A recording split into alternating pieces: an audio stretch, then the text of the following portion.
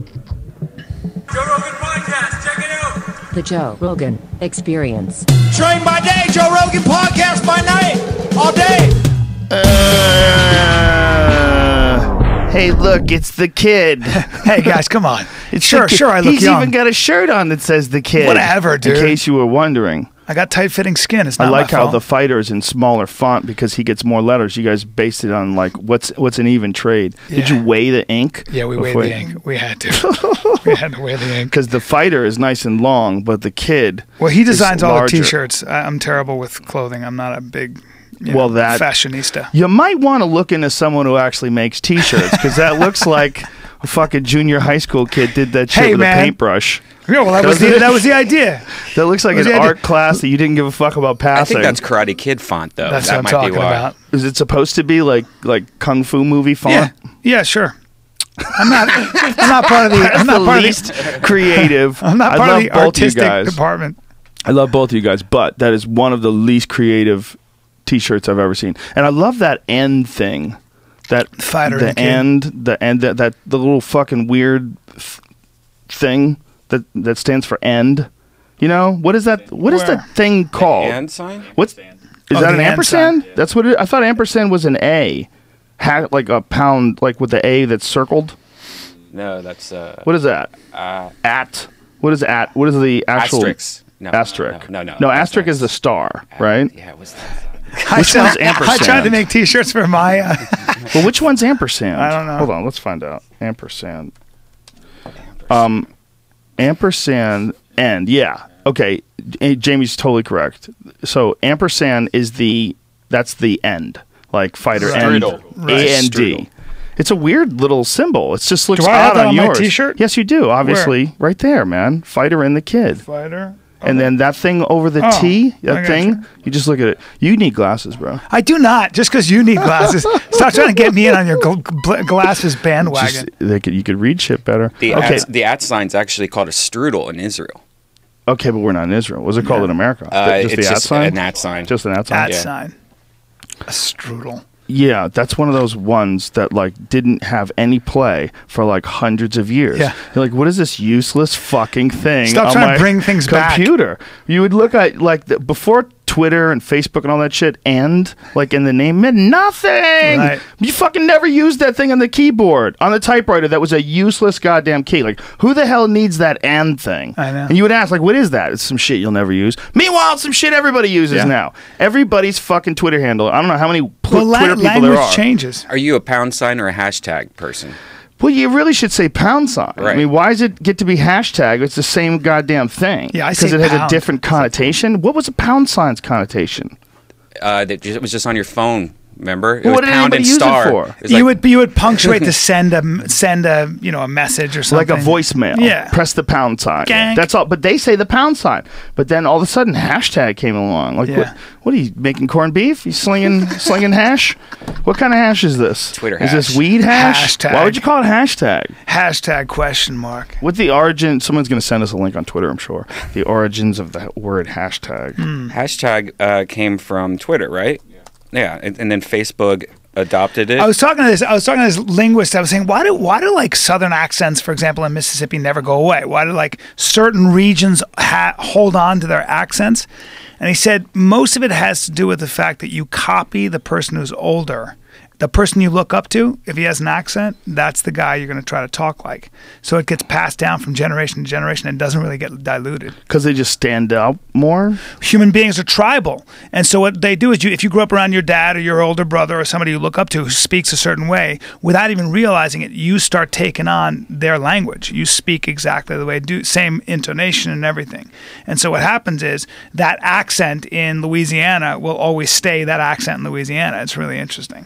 But then that can start to sort of change as people migrate. You know? What if a bunch of bad motherfuckers, bunch of badass, big dick South Africans came in and just fucked everybody in that town, dominated, came in with billions of dollars of cash? It would be interesting if there was a way where you could restructure an accent, just a few dominant alpha chimpanzee That's males interesting, yeah. with a strange accent. Yeah. You know, strange South African accent. Like if there was a way like some bad motherfuckers could move into an area and everybody would want to be like them so much they would start talking like South Africans. If you go to Barcelona in Spain, they talk with a lisp. Barcelona, they do Really? that. And they say that is because the king had a lisp a long time ago.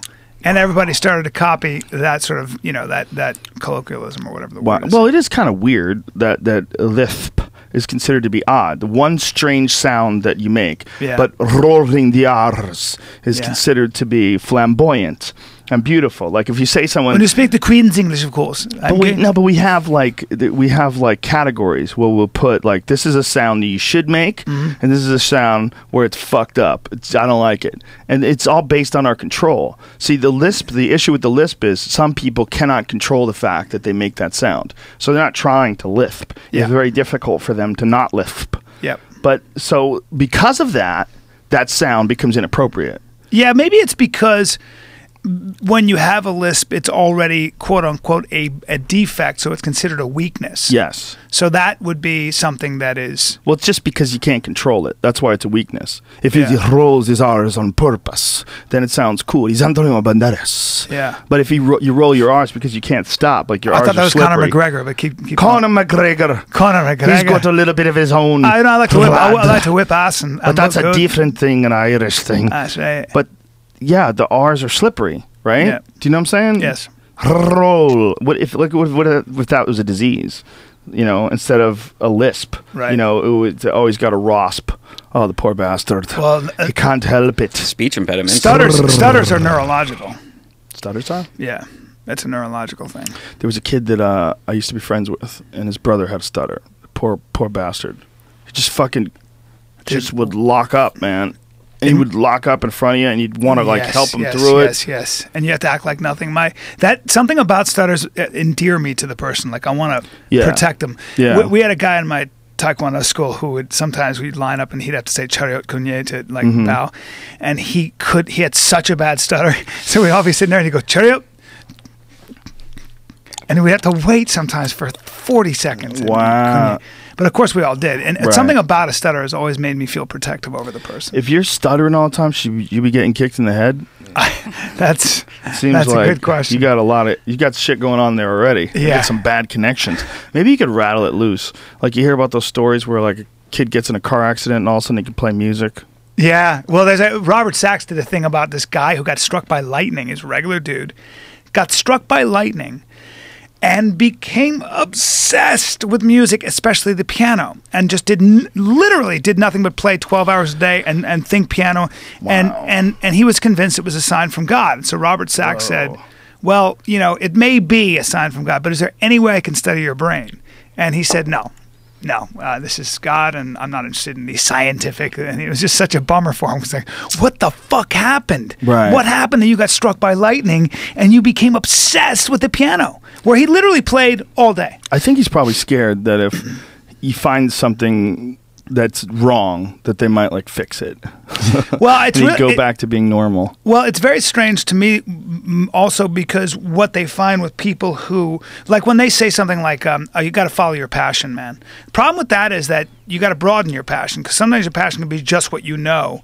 And a lot of people consider their passion what they're just good at already, or they came at it with the right, you know, emotional state, so it was easier for them to learn.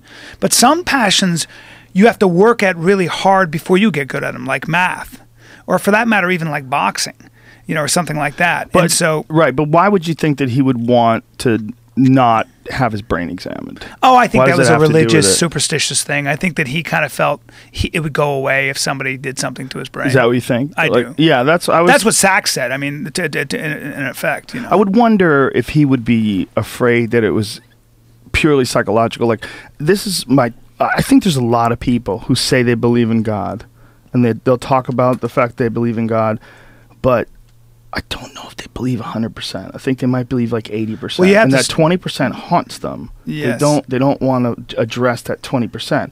And when something like this happens, where there's a tangible effect of a physical act and you attribute it to God, if someone comes along and says, no, you're Abdullah Mangala, whatever, got fried. You don't have that part of your brain anymore. And that part of your brain dictates social skills. Like if you're having a hard time like talking to people, yeah, well, you lost that. That part's not there anymore. So you're basing, all your attention is now going to music. And if you found out that instead of like God gave you a gift, that would fuck with your head. That's right.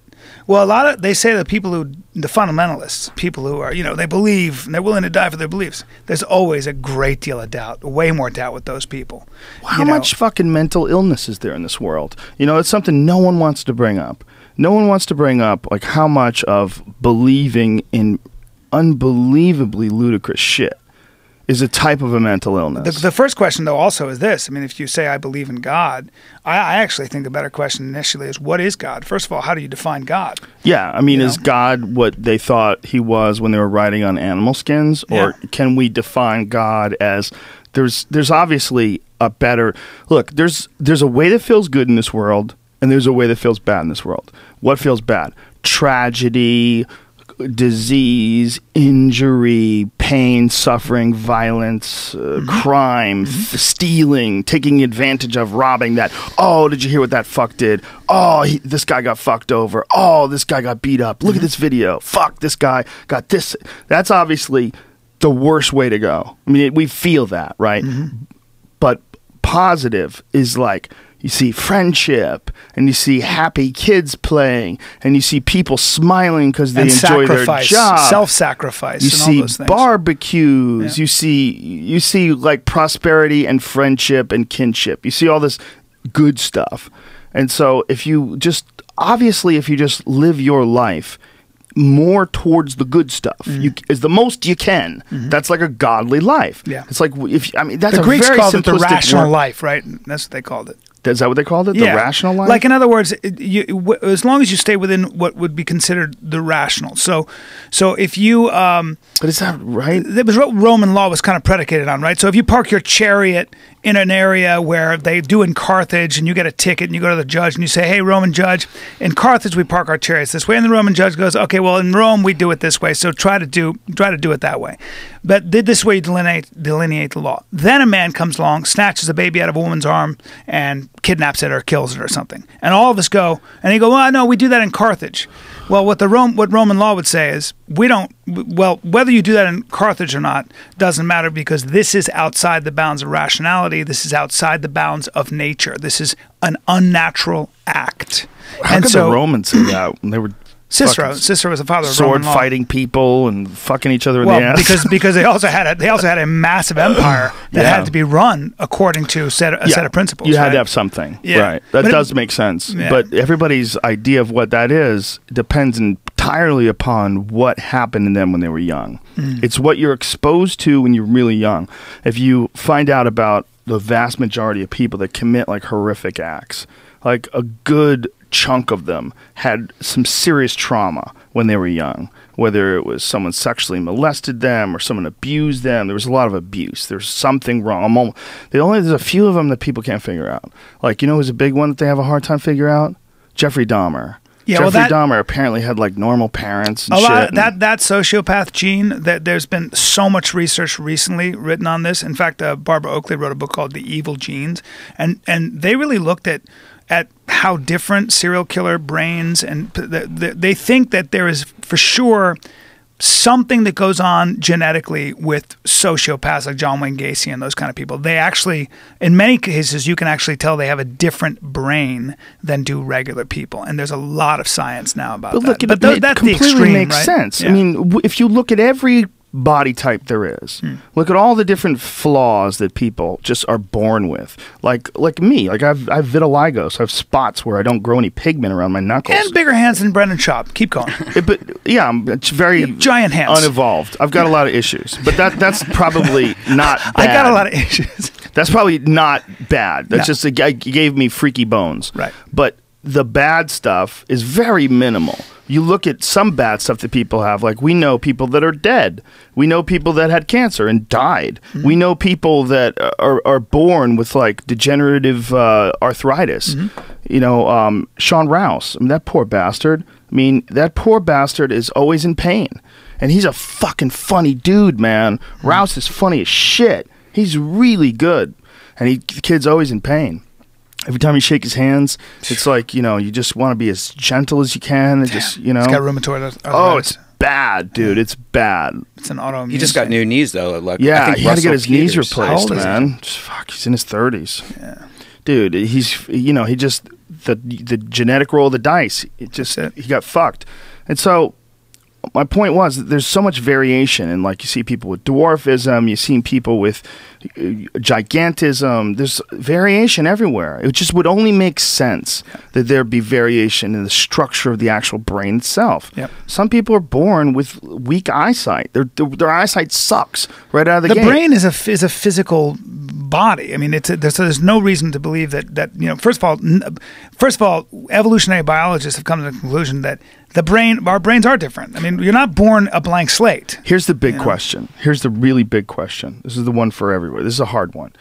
As medical science reaches a certain point where they understand the components of the brain far more clearly than they do now, because, like, you know, one of the themes that we've had on the show the last few days, I had this guy Thaddeus Russell on, and he was talking about how just like 100 years or so ago, the way people would look at certain races was radically different than the way they look at them now. Like in medical journals and shit, the way they would describe Irish was that they were like basically like apes. Yep. And they would do this in like Harvard. I mean, it was a really fascinating conversation. We know now that's ridiculous, right? We know now that there's brilliant people from every single race, and it's the big part of it is what are you exposed to? You know, what kind of genetics are you dealing with, and you know, what kind of curiosity do you have in your family? How do you develop? Right. What makes a sprinter? How are you nurtured versus your nature? Yeah. What makes a sprinter? Does that disqualify him from being a brilliant thinker? No, it doesn't. You know, those ideas are in the past. But if there was a way where they could examine your brain and go, well, this guy has no empathy. This guy completely lacks empathy, and he gets an enjoyment out of torturing animals. If you could find someone they're already like that, doing that. And in fact, what they found is a lot of serial killers have underdeveloped amygdalas, so that almond-shaped, that part of the brain, I believe, that floods with serotonin, etc. And a lot of them have smaller than normal, or they're damaged. And it's hard for, like, one of the things that they talk about with serial killers a lot of times is for them to feel is sometimes close to impossible. They've got to go to extremes.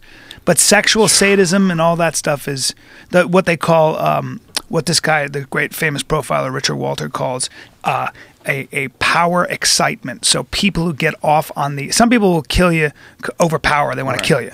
But when somebody's been torturing somebody, they get off on the act of killing. Not the killing, the act of killing. And those kinds of people have different brains. They just get off on the power, and they're not feeling any remorse. They get sexual pleasure from putting people in terrible pain. Now here's the question. If they can spot that, I mean, how weird does the world get? Why are you going to let that guy live? Like, we would all have to look at them like it's no different, in my opinion, than having a vampire that lives in your neighborhood. If you had a vampire in your neighborhood and the vampire was constantly compelled to feed on human blood, how long would it take before everybody rallied the troops and stuck a fucking stake in that vampire's heart? It would take That's a very good question. The first day. Now, if you found a way to absolutely identify a serial killer, like, this guy is a fucking serial killer. This is what's important to him. This is what he doesn't give a fuck about. This guy loves killing. He loves torturing. Get rid of him. Doesn't give a fuck. Yeah, you'd have to kill him. It would be like having a vampire, right? I mean, wouldn't it be the same thing? Well, or it'd be another thing. How about this?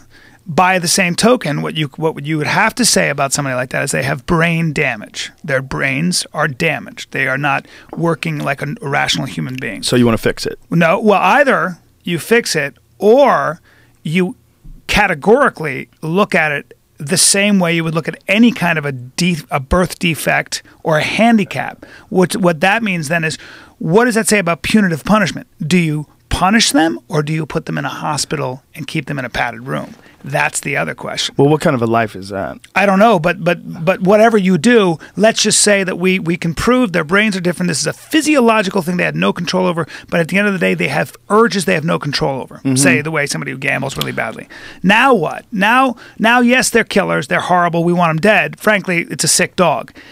Well, it's a human being. So what do we do then? What does that say about punitive punishment? Do you punish them or do you put them in a hospital? You put him in the room with a very sensible John Wayne-like character who's going to say, why don't you guys step outside? And you hear, bang, he went for my gun. And then you go home. That's what happens. I would agree. I say experiment. Can't write a law like that, though. Experiment on him is not a bad idea. Fuck using monkeys, use humans. Yeah, but you can't write a law like that because it's not consistent. It's hard to do. It's inconsistent with... How about this? Every time you experiment on him, you let him kill an asshole. Yeah, kill another one. Not a bad idea. You take like a child molester, and every time like the serial killer, you let out like you try some new birth control on him or something. Every time you let him kill a child molester. Yeah. Well, Richard for Walter, that FBI profiler, was the guy who came up with a double helix, whatever he called it, of how a serial killer. He interviewed 20,000 murderers or something like that. And what's really fascinating to hear him talk about how serial killers come to be, so how they start.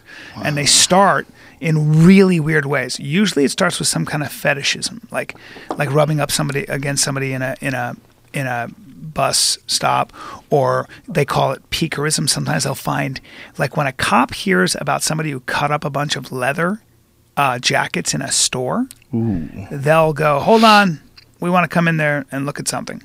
Because what Richard Walter would say is a lot of them who were into just cutting people, a lot of them started by going into department stores and doing terrible damage to all the fine leather by cutting with a very sharp scalpel. And they got off on the fact that first they could get caught. It's very expensive. They'd be in big trouble. But also it's the feeling of skin. So then what happens with serial killers, they said, is that you keep going and you keep needing a bigger and bigger fix. And you never go back from that. You never are able to reverse the perversion. So once they up the ante until finally they kill, they're never going back. Never. That urge continues to come back more and more. That's what Ted Bundy would talk about. Well, one of the most terrifying ones was the Zodiac Killer. Yeah. Because he was obviously super smart. He would write things in code. He would leave them messages to crack. And he would also write letters to the victims' families. Yeah, and he never got caught. No. He never got caught. They don't know who that guy was. There's all these different fucking speculations. None of them, seem to be 100%. They have some idea. People said that was my dad. People said I know the guy. Whoever the guy was, he had to be above average intelligence. Yeah. Very, very smart, which is fucking terrifying that someone could be very, very smart and just want to... And a sadist. Just want to fucking kill people. Yeah. And they're out there. It's this sort of... I look at it as like... what is that book? Do you ever read the Demonic Male about chimps, actually apes, and how human beings are bipolar apes, capable of incredible kindness and incredible cruelty? And maybe, and if you look at apes, they'll do that. Like chimps will fucking kill each other and bite each other, but then they're incredibly caring of their young sometimes.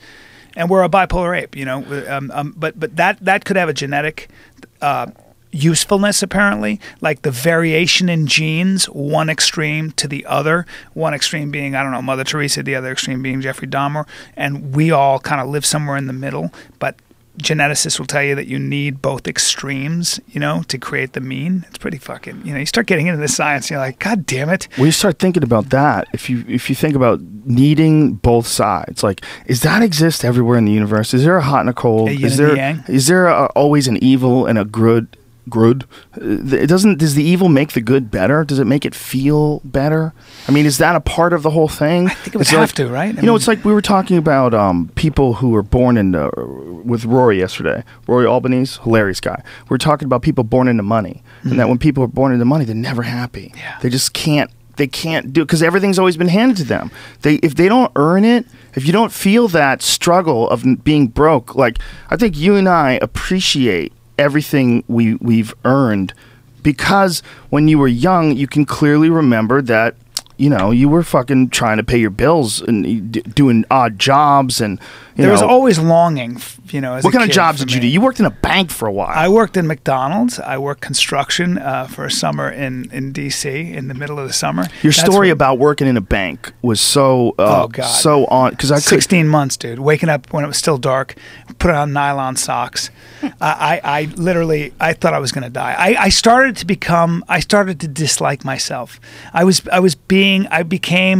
even interested in what I was eating anymore. Dude. I became a bad person. But that's how you got out of it because your soul, whatever it was, I was woke up trying from a to nap tell and you. I panicked. I said, I have to be an actor. I ran into my friend's room. I go, hey, dude, I'm quitting everything. And that's what happened. I had a dream. You know, Wow. I'll tell you an amazing Is that study. a dream? I'll tell you an amazing study on your point. In the 1930s, they did this 5-year study on Boston school children. And they took, do you know the story? No, but I'll tell you right now, 80% of them are twats. No.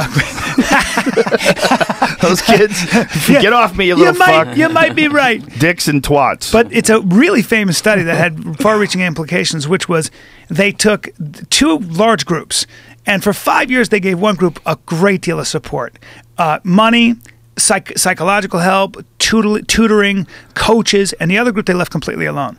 And they came back 30 years later and looked at both groups, and the group that had 5 years of that kind of special attention was faring far worse and had much higher levels of alcohol abuse than the other, because the other group had to rely on this, become self-reliant. Yeah. And that required all the other things. Now, you have to be careful because sometimes you can damage somebody, but certainly self-reliance and not learning helplessness, but learning the opposite is so fucking important. Well, it's there right in front of our eyes. We just want to ignore it. Like what you just said, you have to be careful with the stress because you could damage somebody. Yeah. Well, that's like analogous to working out.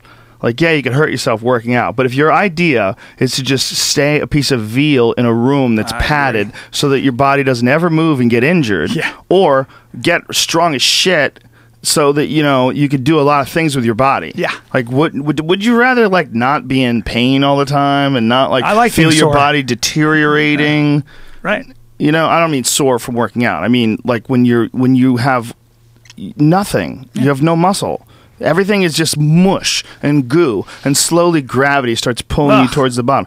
Well, that's what happens if you don't ever risk exercising. The same thing with your brain. You build neural pathways in your brain. You can literally build them. Yeah, I would think that with everything in this world, you can either resist and then grow stronger because of resisting, or never resist and have this like apathetic way of approaching whatever the fuck it is you're doing. Right. Like everything you do is hard to do. Everybody's like, oh, it's really hard making watches. It's really hard? Everything that's done well. That's right. That's man. what's really hard. That's so true. Everything that's done well. That's so true. That's why that There are fucking no Jiro Dreams shortcuts. of Sushi movie is so fucking interesting. Amazing. Because who gives a fuck? The guy's just making sushi. Like And somebody his tried to parents get me to didn't watch like him. that. His parents didn't like him, remember? Yeah. He said, my parents didn't like me. Yeah. That's what drives him. He looked like he was going to cry and he was 90. What was that expression that they use? What's that expression they use where a guy who's just a complete master at something?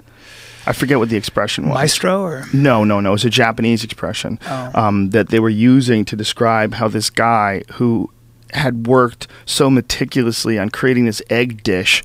Remember he was making that egg dish for like a year, Yeah. and he just couldn't get it right. And one day the guy, said you got it right, and then gave him this Japanese. See if you can find it, whatever the fuck it is. Yeah. From the movie Jiro Dreams of Sushi. Yeah.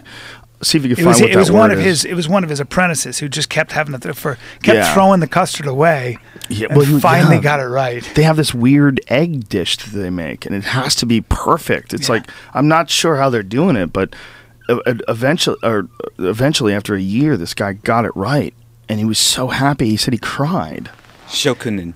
Shokunin, yeah. Shokunin. Shokunin. What is it? What is the definition? Is it like a Wikipedia definition? What does it say? Shokunin. Shokunin. Here, I'll Google Oh, it. Spell it. SHO oh. KUNIN. Okay, Shokunin. The Japanese word shokunin. Okay. Did that guy that Literally translated, artists and craftsmen who feel deep obligation. It's why I don't like political correctness, because I think it's a lie. I think we live in a culture that is always telling you have to feel good, and I think anything worth it anything worth it, it takes exactly what you're talking Well, I about. don't think there's anything wrong with wanting to feel good. I think the real issue with political correctness is that it avoids intent and it ignores the complex subtleties of human communication. It ignores the reality that one person could say something. How about this? You can say something one time and it's offensive. And you could say the same thing when you're in a better mood, in a better situation, and it's hilarious. You could be in the wrong state of mind when you say it, or you could say it clumsily and people don't accept it. You could say it after something that people might think it's insensitive if you said it and they're not willing to go along on the ride with you. Or you could say that same thing in front of the same people in a different circumstance and they could howl laughing and think you're the funniest guy ever. I can't believe he said that. Oh my God, he's so crazy. Political correctness applies as you apply it to humor. The big issue, the number one issue is that humor is almost always about something you didn't expect or something you can relate to. And both of those things, something you can relate to, you're telling me you can't relate to racist stuff? Like, look, there's certain amount of racist stuff that's fucking hilarious, including racist stuff against white people. Right. When Richard Pryor used to do that, oh, your mama, motherfucker. My mom, she's a great old gal. That is a racist joke. Right. That's making fun of white people that are goofy. You can't even, oh, your mama, motherfucker. You can't even say that to them at work. Right. I mean, that's racist. Right. Is it? Or is it racial? Is it only racist if a white person does it and racial if a black person does it? I mean, what is it? It's a type of humor. Yeah, well, there's I guess the difference between racism and bigotry. Bigotry is an individual thing, right? So I'm bigoted. You can be bigoted against fat people or whatever. Whereas racism, just the definition, applies to the institution of racism. So so that's why it was always used more sensitively to black people in this country, at least, because when you live in a racist society, the institutions themselves are stacked against you because they are racist. Well, that's why you can't have a white pride shirt, but you can have a brown pride shirt if you're Mexican, or Cain Velasquez with his tattoo. That's right. Like Roy Nelson joked around like he fought Cain Velasquez and had a white pride tattoo on his chest, like the brown pride on Cain's chest. What would anybody be able to do? I mean, there's something to that, right? Yeah. But there's not, because, of course, no one owned white people. There wasn't a bunch of white people that were kidnapped over in Iceland and thrown onto a fucking slave ship and dragged over to America. Your text was so funny about, I don't know if I can even say it, but when I was like, they're honoring women in film. Can I say it? Yeah, and say you were like, women in film. Haven't women always been in film? And then you go, what if they honored white men in film? I wonder what would happen then. I wonder what kind of an uproar that would be. If you had a thing honoring men in film. White, especially white men, yeah, because you could do black men, right? Black men in film, like that would be like a real black tie affair. Sure. You would go there and dress in your best, put on your shiniest shoes. But what I said was, you said it's women in film. Like, aren't women in every movie? Right. They're basically in every movie. Crack me up. How many movies don't have women? Well, they all it's very rare. Like, haven't they always been in movies, always and forever? I was like, yeah, they have. I mean, yeah, they've done some awesome shit. I don't have a problem. This is my issue. I don't have a problem with them honoring women in film at all. I have no problem. I point out, like, what if they wanted to do white men in film? Because I know that there would be a massive outrage. Right. It's not. I accept the fact that people want to honor only women in film. I accept the fact that I bet for women it's pretty fucking frustrating sometimes, because I bet a lot of movies that women go to are just not geared for women. Right. You know, there's a lot of movies, like if you go and see, Transformers. That's probably geared towards anybody. They probably cut that bitch right down the middle with stats and graphs, and they probably did phone calls and fucking brought in people to analyze it. They probably cut that bitch right down the middle, men and women. They probably give you just enough mushy bullshit so that women go Google for it. But my girlfriend would say, ugh, if I go, hey, let's watch Transformers. That would be her reaction. Well, that's your girlfriend. She's smart. What they were honoring was like the fact The Deer that Hunter. Yeah. Like, here's a movie, The Deer Hunter. It's a fucked up movie, man. Yeah. Chicks don't want to see a movie where it's Mao, Gonzo Mao, Mao. Yeah. And they got the fucking gun by the head, and he's eventually going to shoot himself, and they're playing Russian roulette. I became an actor because of that scene, but keep going. It's a fucking amazing movie. Yeah. If you never see The Deer Hunter, it's one of those movies from the 70s. What is it, like 71 or something like that? It won Best Picture in 1978, I believe. Was it that late? Yeah. Oh, wow. Why did I think it was way... Either way. it's from an era where a lot of the movies don't hold up. Yeah. Those 70s movies, man, some of them are tough to watch. Not the fucking Deer Hunter. No. Holy shit, that's a good movie. No. That was so beyond anything at the time. Yeah. That Shocking. scene. Shocking. When he shoots himself in the head and grabs him. No. Oh, man. Oh, Jesus. Heartbreaking. Fucking Christ. When I saw that, I was at an age where I just, first of all, I took movies seriously. And second of all, I never got over that. I was just I don't know what that is. That movie was incredible. That was Robert De Niro when he was a motherfucker. The greatest at that point. And Christopher Walken when he was a motherfucker. I mean, he's still a motherfucker. Yeah. Christopher Walken, you give him a good role, he's still a motherfucker. He still carries this creepy power to him. I watched that the awesome scene from Pulp Fiction. True Romance from True Romance. Yeah, that's the great scene. That's the greatest scene. I didn't really like the scene in Pulp Fiction. Oh, I did. I was like, I get it. The watch was up your ass. I loved it. I didn't buy it for some reason. I loved the movie, but I'm like, that scene is like, come on, get out of here with this watch. I know, I get it. It's up your ass. You know, I don't know. For whatever reason, it didn't work for me. But him in True Romance. Oh, you know who I am, Mr. Wally? I'm the Antichrist. You got me in a vendetta kind of mood. We're going to do a little Q&A. At the risk of sounding redundant, try to make your answers genuine. It was so unbelievable. It was so creepy when he did it too, because it's the words, like the tone, like it's a very originally Christopher Walken type of delivery. God. I couldn't believe that scene. I was like, what? I said, we're doing a little pantomime. It's the pantomime. Guy gives himself 17 different movements. The girl's 21, but anyway, he just goes through this whole weird. It's like, who then he wrote did this? That fucking Pool Hustlers movie, Pool Hall Junkies. People tried to tell me that was good. Oh God, I didn't see it. Oh God, it's fucking awful. And there's this scene, the lion in the jungle. It's not a good scene. And everybody told me it's like this. He gives this great speech. I'm like, oh, that movie is dog shit. Yeah. People will still recommend it. Like, that movie was awesome. King of New York was great too when he gives a speech. He was amazing in that. The problem with that pool hall movie is no one could really play pool. They're all like whacking balls around and shit. Like they're not really playing pool. You can't have a movie where you don't even teach the guy how to play pool. It's got to look at least a little bit like you can actually play pool. Yeah. This is offensive. And it's just like, come on. This is like, it's so goofy. The guy who doesn't want to get the job. It's like, why do you like pool so much? I have no idea. Yeah. I learned it at a formative age. You know, learned it when I was. It helped me transfer a lot of focus and energy that I probably would have put into bad places. Yeah. You know. Man, you're good. You ran a table, I think, 3 times. Me and Schaub were like, just ran that table 3 times. It was good. I play a lot. I got this table right here. Yeah. It's a stupid thing to get good at. I totally freely admit it. Like people go, yeah, you mock golf, but you play pool. Dude, I mock everything. I mock my own family. Don't play golf because you'll get, don't play golf. I mock everybody. I mock myself. I mock you. I mock me. I mock golf. I mock every fucking thing there is. I mock pink ribbons for breast cancer and walking for AIDS. I mock it all. Right. Everything's mockable. Birds. Birds can suck my dick. Every one of them. I mock birds. They insult me with their freedoms. I'm down with mocking birds. Get it? Come on, yeah, man. I mean, I think the more I can laugh, the better.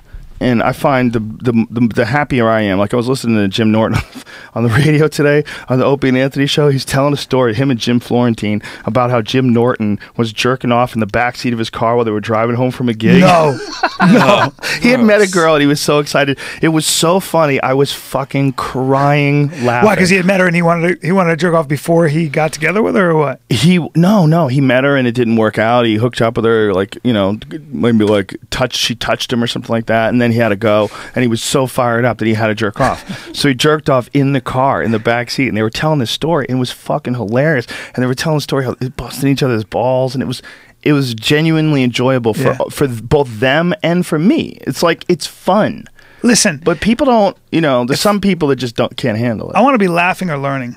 Everything else in the middle is like boring. I guess I'll eat and sleep, but overall, people have a problem with being stupid. I love being stupid. But they have a problem with it. You know what I mean? People don't like being mocked because a lot of times when they're being mocked, there's no humor to it. Or if there is a humor, it's a very mean humor. Like there's some humor that's just not funny. But it goes back to that same thing about politically correct. Can we laugh at it? You know, every academic I have on my podcast, you know, I love having all the academics. Every single one of them basically says to me, what kills me is how politically correct I have to be in my classroom. Yeah. If I'm not, I could get in huge trouble.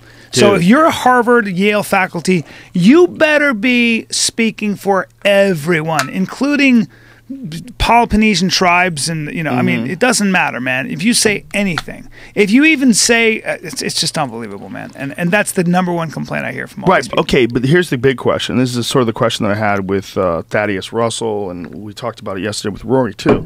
Is this a sign of some sort of social progress that we're like springing back so far the other way that it's rebounding like some of the lost ground that was given up when they had things like separate fucking fountains for men, when women could get raped and no one would do anything about it, when cops would literally ask someone, what were you wearing when you got raped? I mean, all the different things that have happened, all the different times that people have been homophobic or, outwardly sexist, both towards men and towards women, that the bigger the reaction that like is happening now, like this big blowback, this big politically correct left-wing progressive push, that maybe it's just like the waves of the ocean, like we were talking about earlier, the yin and the yang, that you need the evil to have the good, and sometimes you need the good to just blow the fuck up. So even the evil's like, okay. I think the answer is yes, that the wave is pushing in the other direction. However, it's a good direction. It's a good direction. However, you got to make sure it doesn't get too crazy. It doesn't become its own form of tyranny, and it doesn't get in the way of the truth. Also, you have to realize that some people, they use an ideology to get out their aggression,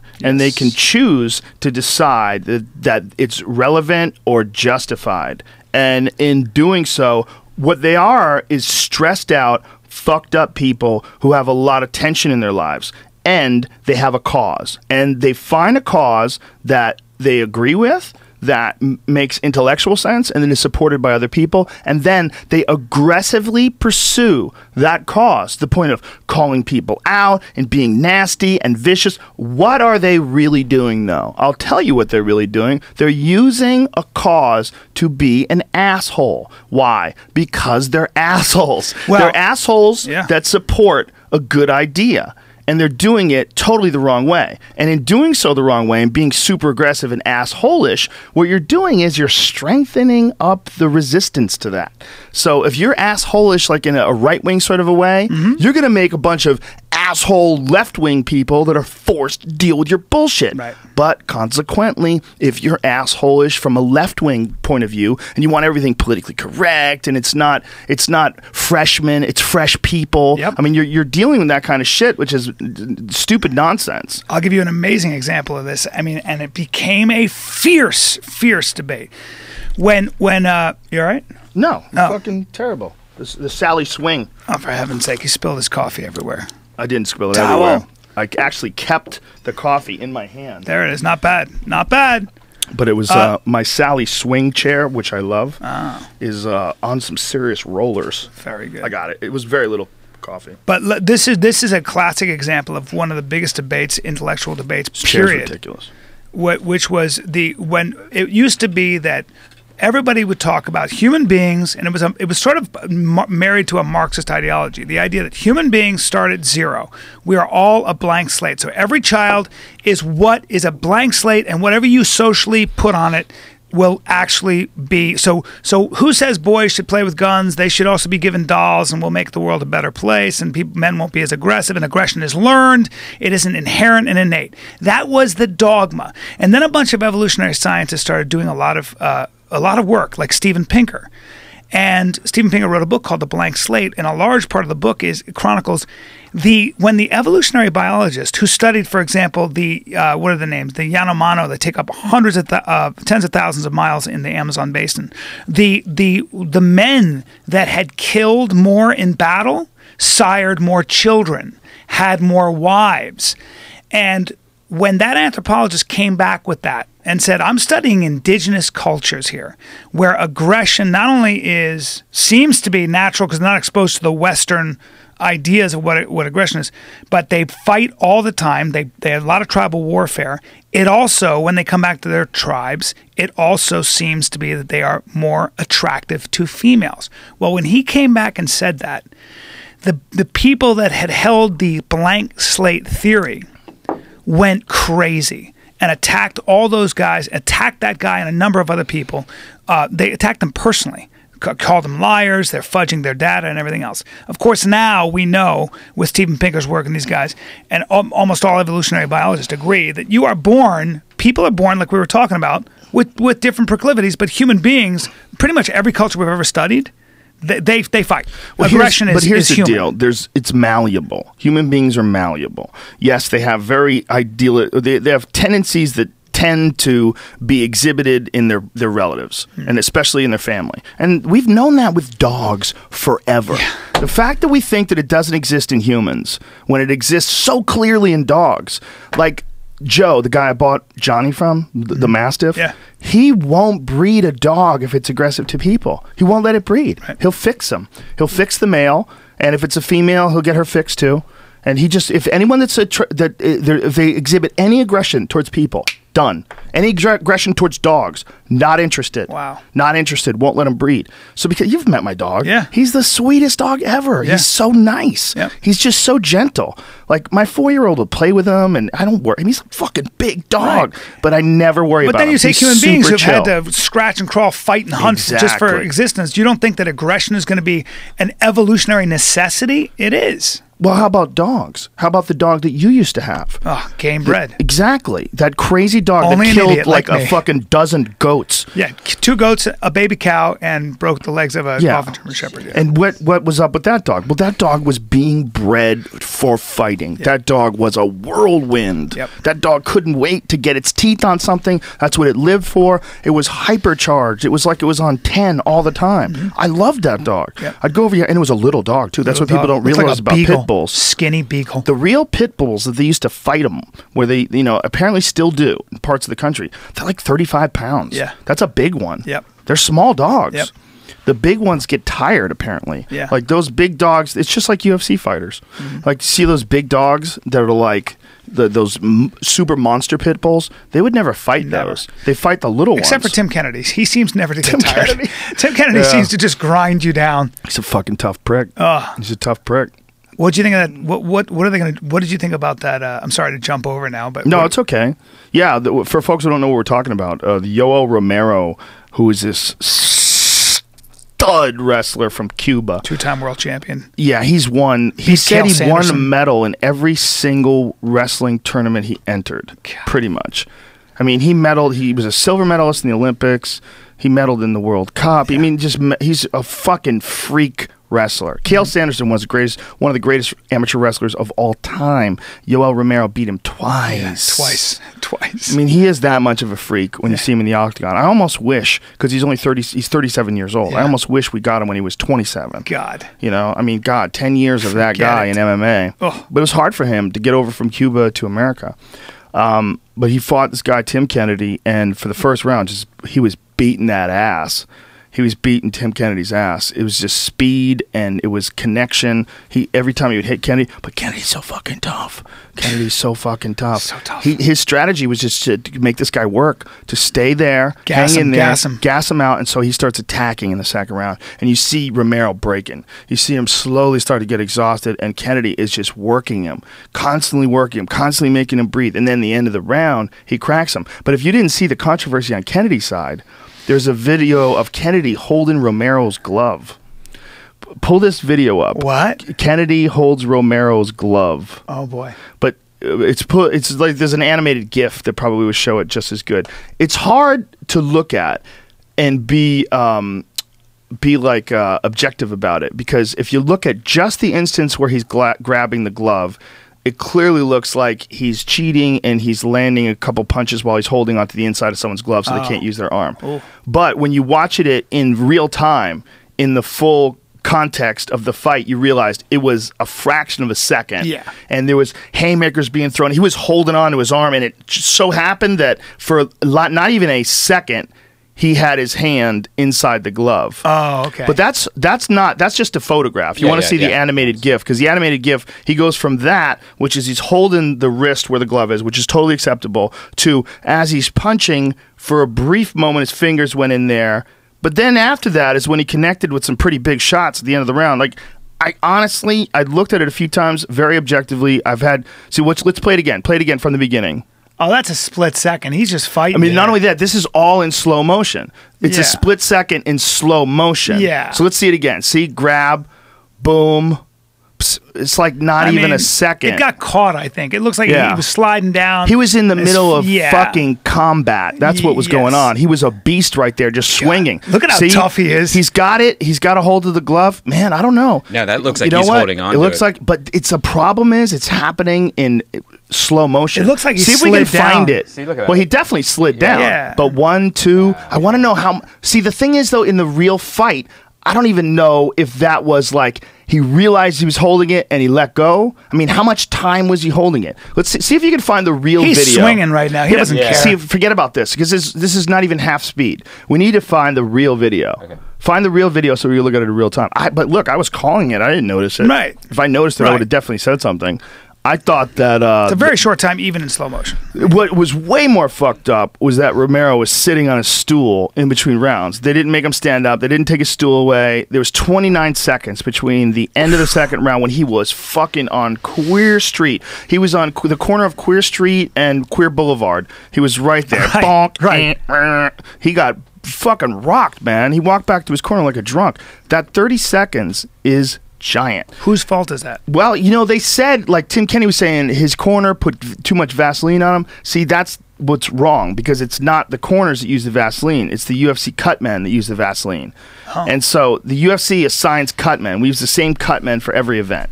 And Impartial. we just, impartial cutmen. I mean, they certainly have friends, and they, you know, I'm not saying it's impossible that someone would leave extra grease on, Right. but I think they left the extra grease on his eye because he had a giant cut. I saw his cut, man. His cut was huge. Right. He had a huge cut where his eyebrow was, like a good solid 1.5 inches long. It was a big fucking cut, and it was bleeding. And so they stopped the blood and they put the Vaseline on it. But that's just what they do. The thing was, John, he recognized the Vaseline and started talking about the Vaseline mostly because Romero was still on the stool and people were still in there. So he was correcting them already. He was saying, you got to get out, seconds out, let's go. He's got too much Vaseline on.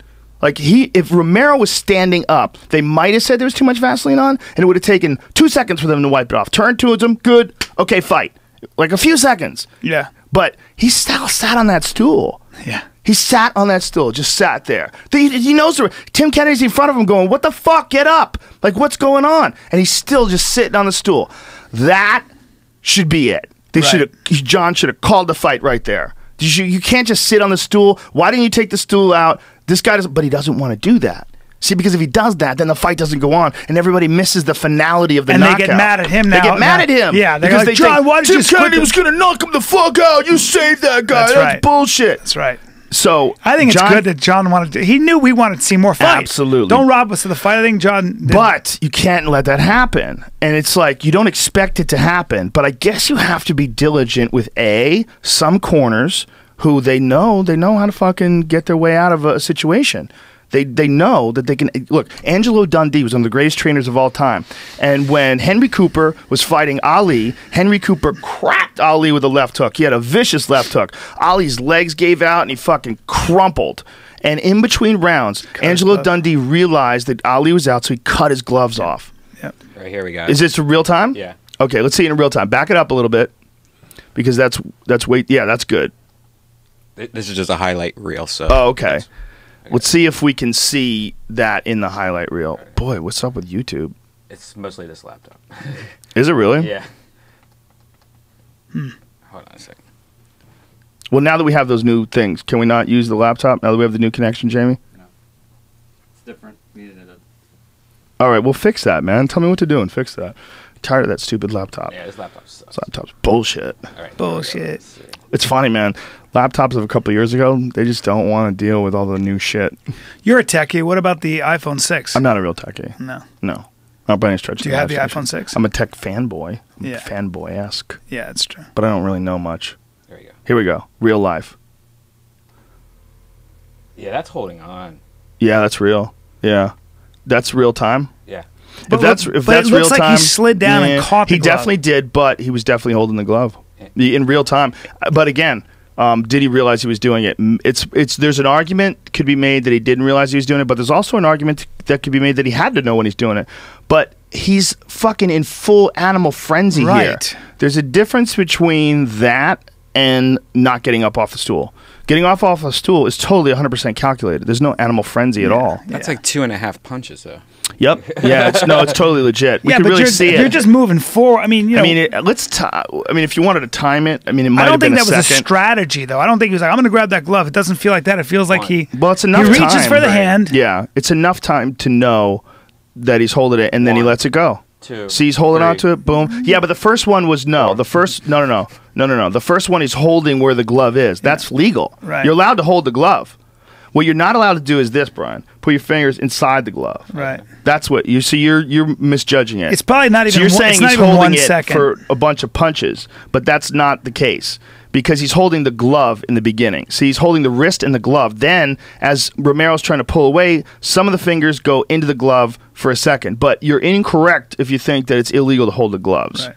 So I think that's one of the reasons why people think this is more egregious than it is. I don't think it is at all. If he knew what he was doing, it was 1 second, less than that. If he knew what he was doing, it is illegal. It's illegal what he did, for sure. And it is in the middle of this fucking battle royale moment where he's connected. So, you know, only he knows whether or not he knew what he was doing.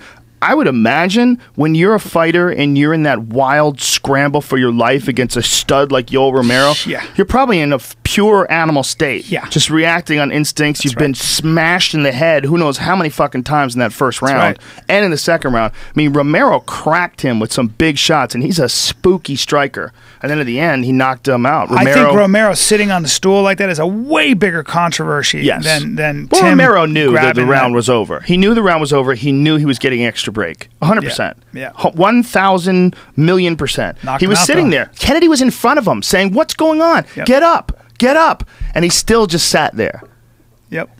I mean, that extra 29 seconds was fucking gigantic because after this is over, this fucking combination, boom, boom, and look at this one. Bam, bam, that last left and that right hand afterwards and another one. Dude, Romero can take it like almost nobody I've ever seen. It's amazing. He fought Derek Brunson. Derek Brunson head kicked him clean. Switch kick to the head. Boom, he ate it like it was candy. Didn't even buckle. So unbelievable. Dude, it was crazy. Built for war. I'm totally built for war. Yeah. Dude, he got chinned on the neck and just ate it like it was nothing. It's so ridiculous. Dude, it's so ridiculous because I remember watching that fight. I don't believe I called that fight. I think that was a Kenny Florian fight. But I think I was watching it at home going, get the fuck out of here. How did that guy get hit with that? He just ate it. Different human being. But he didn't even stumble. Like, whack. God. Like, what? Well, he looks as close to a superhero as you get. I mean, you don't get more feet out. It's just ridiculous. There's a picture of Romero with Hector Lombard and Thiago Alves. Seen it. It's the most preposterous picture. It's like they're so ridiculously these muscular. Genes, what kind of genes are you dealing with? These gladiator genes that these three guys have. Even Thiago looks somewhat diminutive next to those guys. Like Thiago looks Lombard. He looks like a normal dude almost, like, and Thiago's far from it. Yeah, it was unbelievable, man. Next to Romero and Lombard, there's something about them Cuban genes, man. Yeah, that's Cuban genes are something else. That's a different thing. And oh, by the way, you've been throwing dudes around your whole life. Yeah, on a high level. Well, there was that boxer from the 1970s. I believe his name was Teofilo Stevenson, but they always wanted him to fight Ali. They always wanted to get him from Cuba. He was like this amateur who would win all the amateur tournaments. And everybody was like, this ain't fair because Americans get to a certain level. They're amateurs. They get to a certain level, they turn pro. But the Cubans never turn pro. So they're always amateurs, but they're being paid by Cuba. So you got these guys who are in their late 30s who've been boxing their whole life, fighting 18-year-old kids and just lighting them up. And that's what you had with like the Cuban boxing team. And everybody would say, oh, the Cuban boxing team's the best. Look, without a doubt, they're very skillful. Very skillful. But recognize that they're competing far longer as amateurs than anyone in America. Yeah. I mean, that's just what it was. And then when the Americans were still winning, like in the 76 Olympics and Mark Breland and Pernell Whitaker and Meldrick Taylor. Was that 76 or was that Roy? No. 76 was Ray Leonard. That was 88. I think it was 88. It was 88. Not 88. Was it? I think it was 80. I think it was 88. Or 80, 1980. Or Mark Breland was, Breland Olympics. Yeah, that wasn't 88, was it? I was surprised. I don't think so. Whatever happened to Mark Breland? He's coaching people now. Huh. Yeah, he 1984 Oh, okay. gold medal in the 1984 Olympics. Yeah, he was a bad motherfucker. I just rewatched some Pernell But the point Whitaker is, fights. those Oh my were God. all kids. Those Yeah. were all kids that took on, in some countries, like, you know, when you were facing Cuban boxers in amateur tournaments or sometimes They're the like Soviet 30. Union. Yeah, they were grown men. They weren't going to fight professionally. There was no professional fighting. You know, that was always the deal with certain Soviet boxers. But Soviet boxing is really taken off now. With more Gennady than ever. Golovkin and the other All guys. of them, man. There's a whole shitload of them. Who's going to fight? Who's the Russian? I keep forgetting Provnikov or whatever. Who's going to fight Provodnikov? No, that's not his name. The guy who's going to fight Bernard Hopkins next. Yeah, He's I know. a killer. Yeah, he's a bad motherfucker. I don't remember his name. I just saw him fight a few weeks ago. Gennady Golovkin. No, and- Gennady Golovkin No, I is know. the middleweight guy, right? Yeah, he fights at 54 or something. Yeah, let's see. Bernard Hopkins' next fight. Yeah, that Russian guy is scary. But Hopkins is a ridiculous freak. Sergio Kovalev. Sergio Kovalev. Kovalev, Yeah, he's a beast. Yes. It's fascinating that Bernard Hopkins is still boxing the shit out of these guys, though, at 49 Yeah. years of age. and hunting, going after guys Yeah. like this guy who hits. I think he's knocked out everybody's fought, Yeah. including killed a guy in the ring. What? Yes. He killed a guy? Yes, he did. What? Killed Where'd a you guy. get that? That's a fact. For Part of the real? story. Yep. How do you know this? Kept fighting. I've read about him. Kovalev killed a man. All right. Yep. Kovalev killed a man. Kovalev. Wow, it's if you Google it, that comes up really quickly. Yeah. So he's a killer. Wow. That's how hard he hits. Boxer dies in the ring. Yeah, his name was Roman Simakov. There's a video of it. Yeah. And Kovalev didn't give a fuck? Well, I don't know. I mean, I don't want to say that, but I mean, he certainly did. It didn't hurt his boxing. He just kept boxing. That's what people are terrified of, right? A guy who can kill a guy and then go right back and be just as good. He's got really weird power. I mean, he really hurts dudes. And if you see we see what happens when there's highlights of when he hits him, and they just go, "What? What's this? Oh, I'm getting hit. Oh, this is a different thing. Totally I've never different been thing. hit by a sparring partner like this or in the gym. This is different." Yeah. And Golovkin's kind of the same way. Gennady Golovkin hits that hard. Like, Yeah, there's a lot of those Soviet guys that can just fucking crack you. It's Yeah. weird. well, they have an excellent. Their amateur system is so good. Mm-hmm. It's just like the Cuban system. Yeah. And It's supported, I think. And a lot of them, they're starting out. Let me see that. Is that the fight where the guy died? Ugh, Pull it up to the beginning. it's bad. Sometimes guys also, and this is a reality of boxing, sometimes guys come into the ring itself already damaged from sparring. Yeah, it's very. You know, when true. Schaub was talking about how he used to spar with Shane Carwin, and he would have fights, and he was fucked up when he went into the fight. Like he said when he fought Ben Rothwell. Yeah. He's like, dude, I got KO'd just like not long before the fight by Shane, sparring with Shane. They say that a lot of boxers were ruined in the gym wars. Fuck yeah. You know? Oh, fuck yeah. Yeah, I mean, guys have died in gym wars too, by the way. 100%. This guy's a murderer, man. I didn't mean that in that way. I meant like yeah, he just hits ferocious. so hard. He didn't mean to kill this guy, obviously. He Of was course. boxing, you know. Well, but- it might not have been his fault at all. I mean, like I said, that guy could have gone into the cage already fucked up. Yep. It's very into the ring rather. yeah. It's very, very possible that he had a pre-existing condition. It's very possible that it was from all the damage that he took while sparring. It's very possible that he cut a lot of weight and he It's didn't such a rehydrate tragedy. properly. It's such a tragedy to It's see awful. something like that. Yeah, I it hate is. seeing a great fighter who gives his whole life, and then it's just the worst, man. Well, how about when Roy Jones Jr. got carried out of the ring, and now we're seeing him fight again? You know, he's back at it. He went to sleep. Oh, he was in total parallel universes. The one with Glenn Johnson. Yeah, those are the that's the damage that they say you don't walk away from. That's the scary When ones. you go out for a long time, like when Manny Pacquiao got, you know, By Marquez hit him with that left hook or whatever. I mean, he was just. And it's not just getting hit there, then falling on your face. Yeah, that's bad too. You know, that's probably as bad. That thing that happens to guys when they bounce their head off the canvas. Yeah. That's just as bad. Because you see, like, when a lot of guys get, like, viciously knocked out, it's one of the things that does it. I remember when Mike McCallum fought Donald Curry. I used to be a big Donald Curry fan. Donald Curry was a sick boxer, man, in the 1980s. He was sick. He had just wicked technique, man. He just threw everything perfect. He didn't have, like, a big build. He wasn't built like a monster. He just was a wicked athlete and a really good boxer.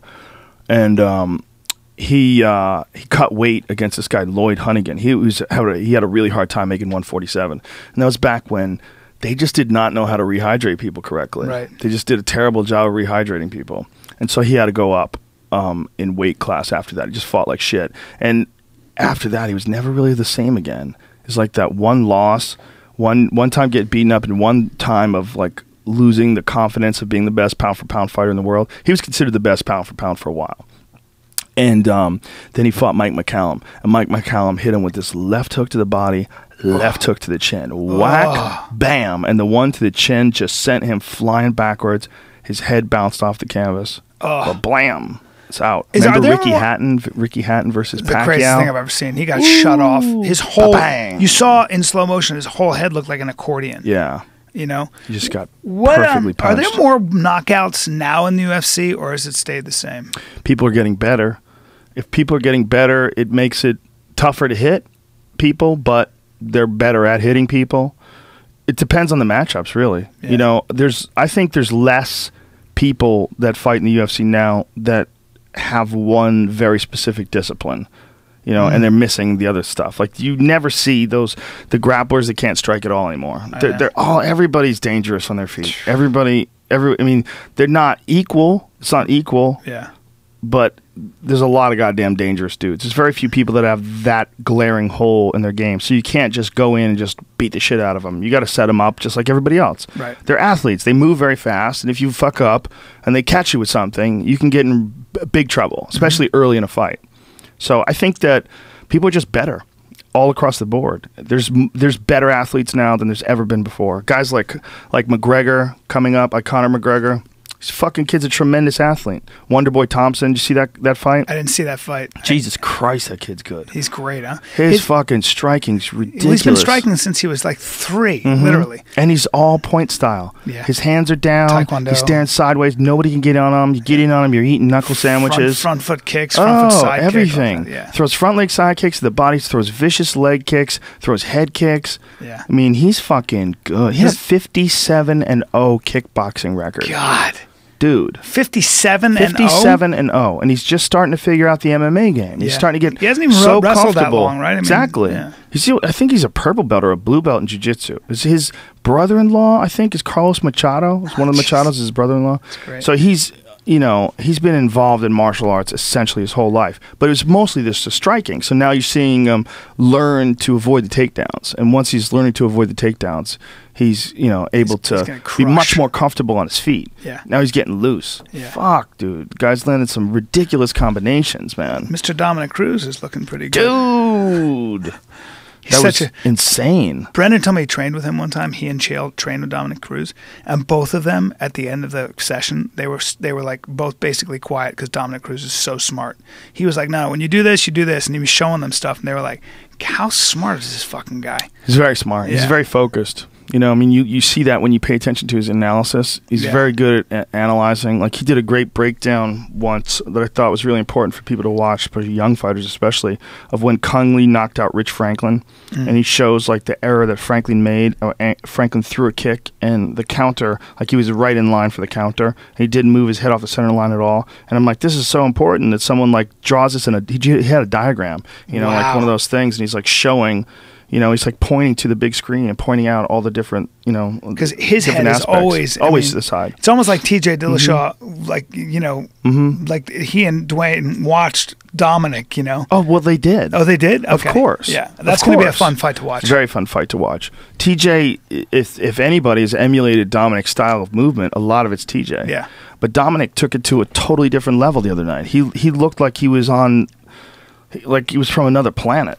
I mean, he was like, that was seriously like the next level technique, like next level aggression, next level proficiency, next level accuracy. Very good. Really? Mitsugaki's top 5. Wow. He's number 5 or number 6 contender. Wow. Yeah, Mitsugaki's very good. Very good. Because what's one interesting to me is a lot of guys who shine in other like organizations come over to the UFC. Like watching Donald Cerrone. in that fight against Eddie Alvarez. Eddie Alvarez. And Eddie Alvarez is a kid. Wasn't Eddie Alvarez the Bellator champ for a while? Yeah. Well, he's just lost the title. I mean, he didn't even lose the title. He just left with the title. And then watching when he comes out of the UFC and watching what Donald Cerrone did to him was a real eye-opener for me, because he looks like he is a killer and he's a great fighter, but Donald's a different level. Donald's got real Muay Thai. That real Muay Thai is different than these guys that want to be boxers who just occasionally throw kicks. There's boxers who occasionally throw kicks, and there's guys who have left hook, right leg kick ingrained in their genetics. When Donald Cerrone hits you with a left kick to the liver, you better lift up your left leg to check, because if you don't, he's coming down hard on that thigh with that shin. He hooks with the left and then chops with the right, and it's in his DNA, dude. He'll throw that straight right, left hook, right leg kick all day long, and you will be in that moment because you're moving away from the left hook. You move away from that left hook, you step to your left to avoid the punch that's coming from the guy's left hand, and he chops that right leg kick right on your thigh. And he's bringing that knee up. He's timing that knee. Every time you go in for a single leg, good luck. Boom! You know who does that awesome is Jose Aldo. They call it the Dutchie. They yell out in his corner, the Dutchie, because it's a classic Dutch combination. Dutch kickboxing being like one of the most talent-rich countries ever for kickboxing was Holland. Like beyond, above and beyond. So many great fighters came from Holland. It's almost insane. Ernesto if you think Ernesto Hoost, Badr Hari, Bas Rutten, Rob Kamen, who's arguably the greatest of all time, Ramon Dekkers, who's also arguably the greatest of all time. And Dekkers and Bas, when you think the Bas Rutten is like one of the greatest strikers to ever enter into MMA, and one of the reasons because he had that MMA striking training from Holland. Right. It was all like dealing with high-level kickboxing training. You know, Peter Aerts. I mean, just you can keep going on and on and on. The great kickboxers that came out of Holland, that training in Holland. Even guys who aren't from Holland, like Tyrone Spong. He learned in Holland. He developed that Holland style. Melvin Manhoef. Yeah, Holland. He's a killer. Monsters. Yeah. Oh. There's like the kickboxing is so high level there, man. Just ridiculously high level. So they would always call that out, the Dutchie. And that's that left hook to the body, right leg kick. Aldo throws it like a fucking ballerina. It's crazy. It's like art form when he throws it. It's like, whoo, like he just spun in the air like he was doing a figure skater or something. I really want to see that. I'm dying to see McGregor Aldo now, of course, who isn't. But. Well, I'm dying to see Aldo versus Chad Mendes too, man. Mendes has improved his striking, but Aldo is always a motherfucker, man. Mendes is going to have a hard time because he's so short and stocky. I feel like he's going to have a very hard time getting close to McGregor, man. He just fights at a different distance. Yeah, well, that's why we want to see them fight. You know, it's always interesting when someone has a big task to deal with. But the other task is we've never seen McGregor fight a guy who's a monster wrestler like Mendes. Mendes is a super athlete and a monster wrestler. Like, what happens if McGregor gets taken down? How well does he fight off of his back? How well does he do when he gets Clay Guida'd? Like Clay Guida did to Anthony Pettis, just stuck on him like glue and dragged him to the ground and made a stalemate out of it. What does he do then? And that's a beautiful thing about watching contenders with various styles go at it, is that you get a chance to see, like, from a strategic standpoint, there's so many variables. Like, there's some variables in boxing and in kickboxing. There's movement and different combinations you could throw, but the variables between striking and grappling and the transitions between those two are what makes MMA so fucking exciting. And some of the things that people boo at and they get bummed out about, like a Clay Guida stifling Anthony Pettis to the point where he can't get anything off, those are good. You have to see those because you got to know that a guy can do that. Because when you see a guy like Conor McGregor who's just running through everybody, you go, okay, what happens if he fights a guy who just has a lightning shot that you can't stop, like Josh Koscheck in his prime, a guy who, just like Yoel Romero, lightning shot, just drives you across the cage like you're a fucking pillow and tosses you in the air and slams you on your back. You're like, oh, next level shit. Different. What do you do? How do you react? And we don't know that yet. That's one of the cool things about watching different styles go at it. You don't know what the fuck is going to happen. I mean, McGregor could hook kick him in the face. He could do something crazy. The first thing he threw was a hook kick. Which thing he threw? I don't think I've ever seen that in the UFC. Very rarely. A straight up Taekwondo hook kick. Yeah, I mean, Crow Cop's thrown a couple. But it was almost like this is how much respect I have for you. I'm going to hook kick at you. Well, if you are good at it, Yeah. you've got a good chance of landing it because people don't expect it. Right. It's like this guy Larry Kelly. We've talked about him on the podcast before. He was a guy in Boston that was known to have a really good hook kick. He was known for it. Right. Bill Superfoot Wallace had a really good hook kick. Yeah. This guy Larry Kelly, back when Billy Blanks used to be a point fighter, he hook kicked Billy Blanks in the head and sent him flying across the thing unconscious. Wow. It was like one of the greatest. The one thing I never Find it. Larry Kelly KOs Billy Blanks. I know we've shown it on the podcast before, but it's a weird kick to Yeah. get good at because it's an awkward movement of the body. Yes. But if you practice it, you can get it like everything else. Like Right. a wheel kick's a weird kick, Yeah. but once you learn how to distribute your weight properly and whip yourself through it, it becomes like easy, or at least You can use it. ingrained. You can use it. Yeah. It's the same thing with the hook kick. I never really developed a good hook kick. Me neither. I used to hate practicing it. It was always the thing we used to be like, all right, here's hook kick. Let's move on. I want to do roundhouse. But it's good though. Yeah. I had, like here it is. Watch this. This is crazy. Billy Look at this. Blanks? Boom. Dude. Yeah. Hook kick to the face. Out That's cold. crazy. Yeah. Watch that one more time. Larry Kelly was I was living in Boston and this guy was Larry Kelly was Billy like Blanks. one of the karate guys that you'd hear about in the Western Massachusetts area. He was like one of the best at this style, this point style of karate fighting, which there was some boom. Look at that shit. Man, Crazy. he thought it was going to be a slide side kick, I think. Mm-hmm. Yeah, and he And then slid back and caught it right on the That's jaw. amazing. Yeah, there was a bunch of those guys. There was Billy Blanks, and there was a couple other guys that I don't remember their name. There's one guy named Mafia Holloway, who was this big, yoked-up black dude who was like super fucking fast. Those Taekwondo guys, when you watch like some of those They were tournaments, karate guys. They They were can karate kick guys. so hard, and I mean, if you get caught in the head with those kicks, like Yeah. wheel kick, roundhouse, good luck. No Fall doubt. asleep. Yeah, there was a lot of those guys. Kill you. Very, very fast. And especially if you try to fight them at that style, because that style, what it is, they lunge in, they hit each other, and then they break the action up. It's real weird. It's like, but there's something good. The idea behind it is kind of silly because the idea is really based on this notion that a karate man is too deadly to ever land more than one punch, and that even when you land, like people would get in trouble for excessive contact.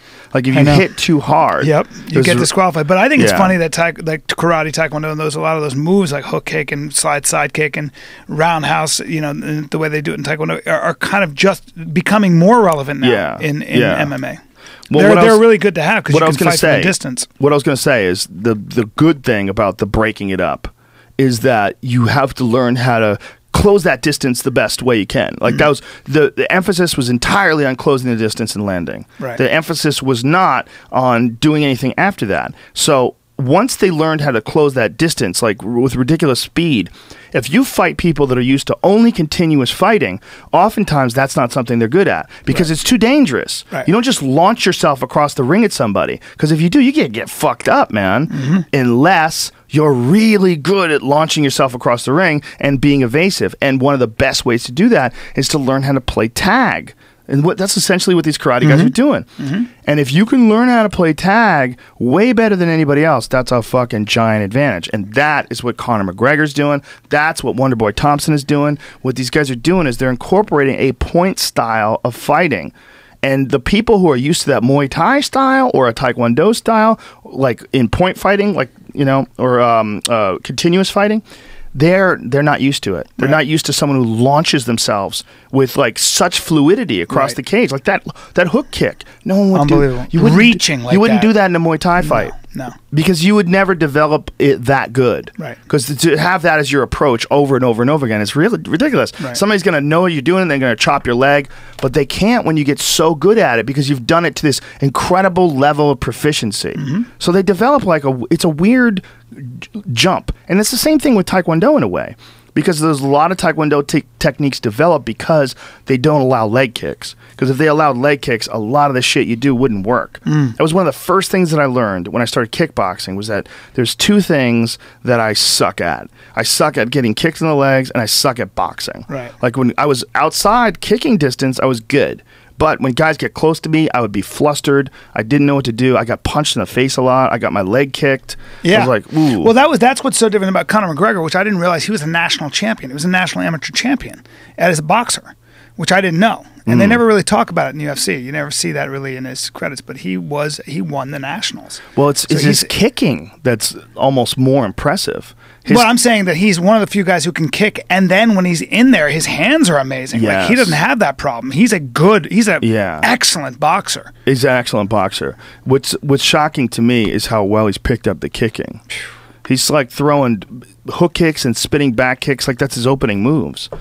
I really think a lot of it is like he truly is after, in such a single-minded way, the championship. That's all that matters. Well, he's next level. Yeah, there's next level guys. There's like, okay, here's the new evolution. Yeah. The next level guy is a guy who's a wicked boxer, who's got an iron chin, who fucking totally believes in himself, has charisma coming out of every fucking pore in his body. Oh, and he can knock you the fuck out with any hand, and he calls it. He predicts it like Ali. Crazy. Predicted he's going to knock out the number 5 guy in the world within the first round.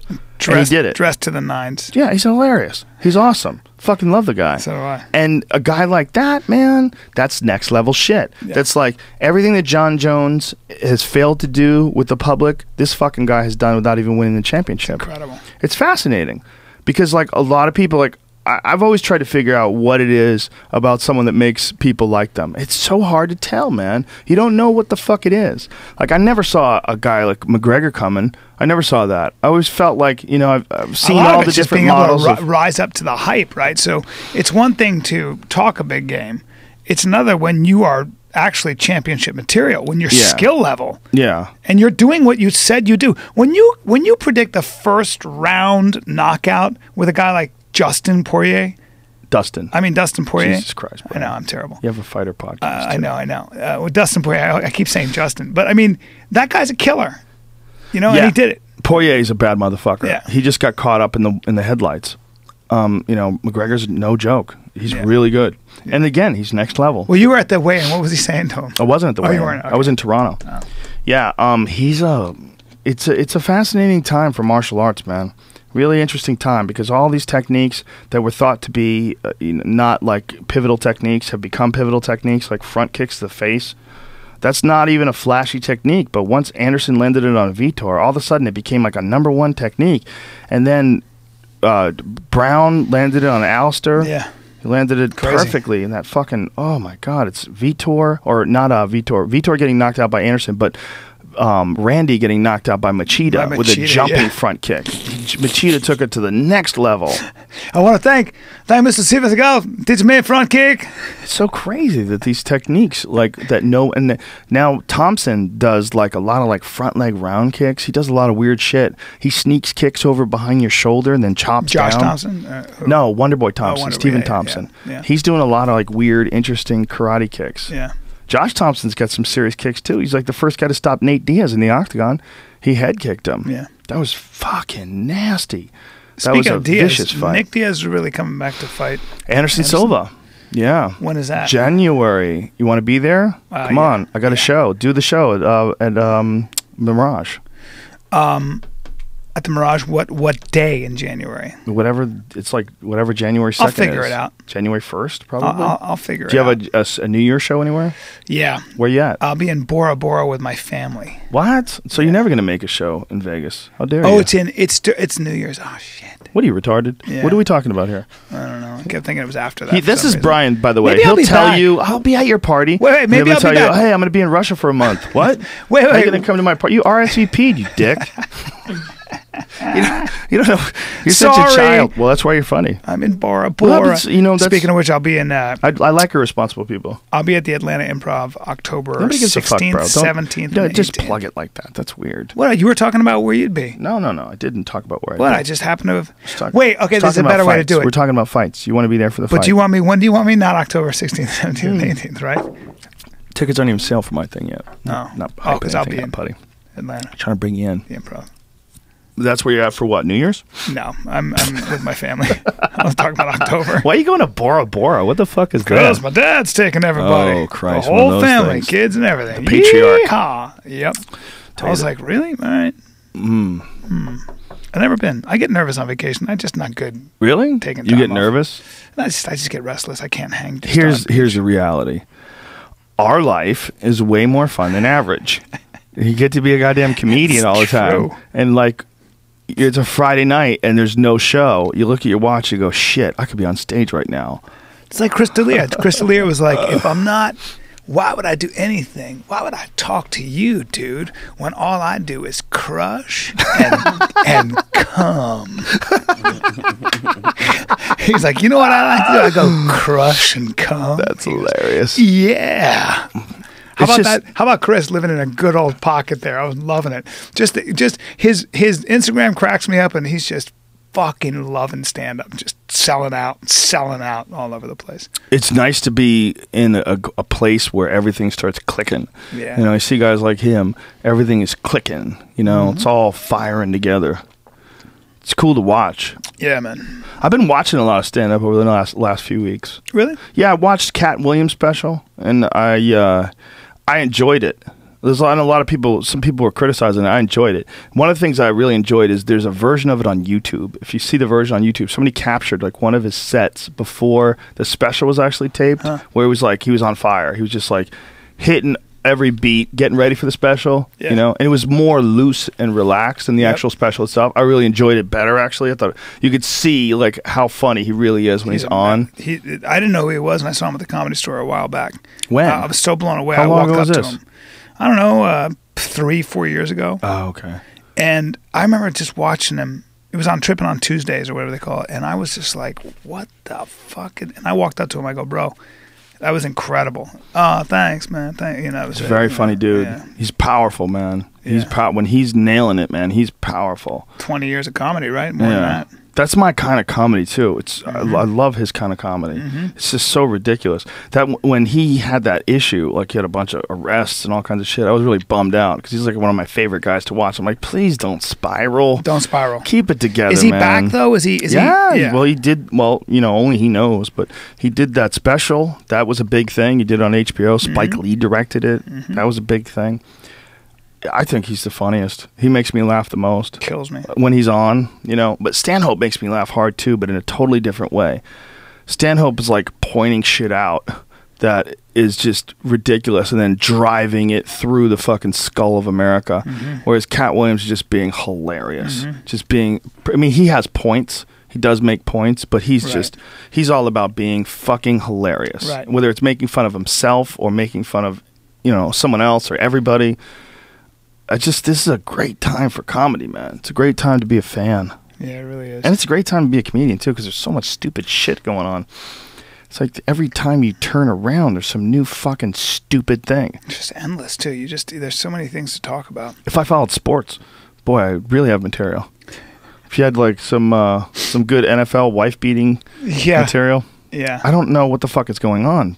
But it seems like every day you turn on I think it's been going on forever. I think now it's just being more exposed. You think that's what it is? Huge league, a huge number of guys. Yeah, what is the number of You're going to get 3 or guys? 4 dudes in the NFL. How many? Oh, I think there's 50 guys a team. Jamie would know. How many guys Minimum in the NFL? 50 guys a team. What's that? 30 per team, 32 teams. 50 per team? 50. Yeah, so 50 times 32. You're going to have 3 or 4 dudes Yeah. in that ratio who are going to step out. Okay, I'm not surprised. There's no doubt about it, right? Yeah, I mean... That's 1,000 something. What is that? 1,500? 1,500 dudes. If 1,500 dudes, that's a pretty low average, actually. If you only get a few wife beaters, I wonder what would happen if you got 1,500 cement workers. 1,500. Probably be a little higher. Yeah. I'll tell you that right now. How about 1,500? You know, whatever. Fill in the blank. Yeah. You know, that's why when everybody says, you know, oh, this guy got divorced, he got fucked over, women are cunts. That's all you ever hear about. But I love when I hear about people that get amicably separated. Yeah. And nobody hurts anybody. There was a lady who got arrested who was on The Walking Dead. She was an actress. Like, she had a small part on The Walking Dead. She sent ricin, like that fucking poison, to people under her husband's name. Wow. Like, she tried to say that he was sending it, and it was her. She's doing like 20 fucking years in jail for that. Jesus. Yeah. It's fucking terrifying. Some people take it to a whole nother level. Oh, you kidding me? Poison people. I'm going to send poison and get you locked up in jail forever and laugh. Crazy. I'm going to set you up because you don't want to be with me anymore. Or you cheated on me, or you fucking wrecked my car, or whatever the hell he did. I don't know what he did. I know a guy who was dating a girl. They got in a fight. She he fell asleep. He took a pill to fall asleep on the plane. She unzipped his pants and pulled out his junk and let it sit there. And he got in real trouble for that. Oh, my God. How did he ever get out?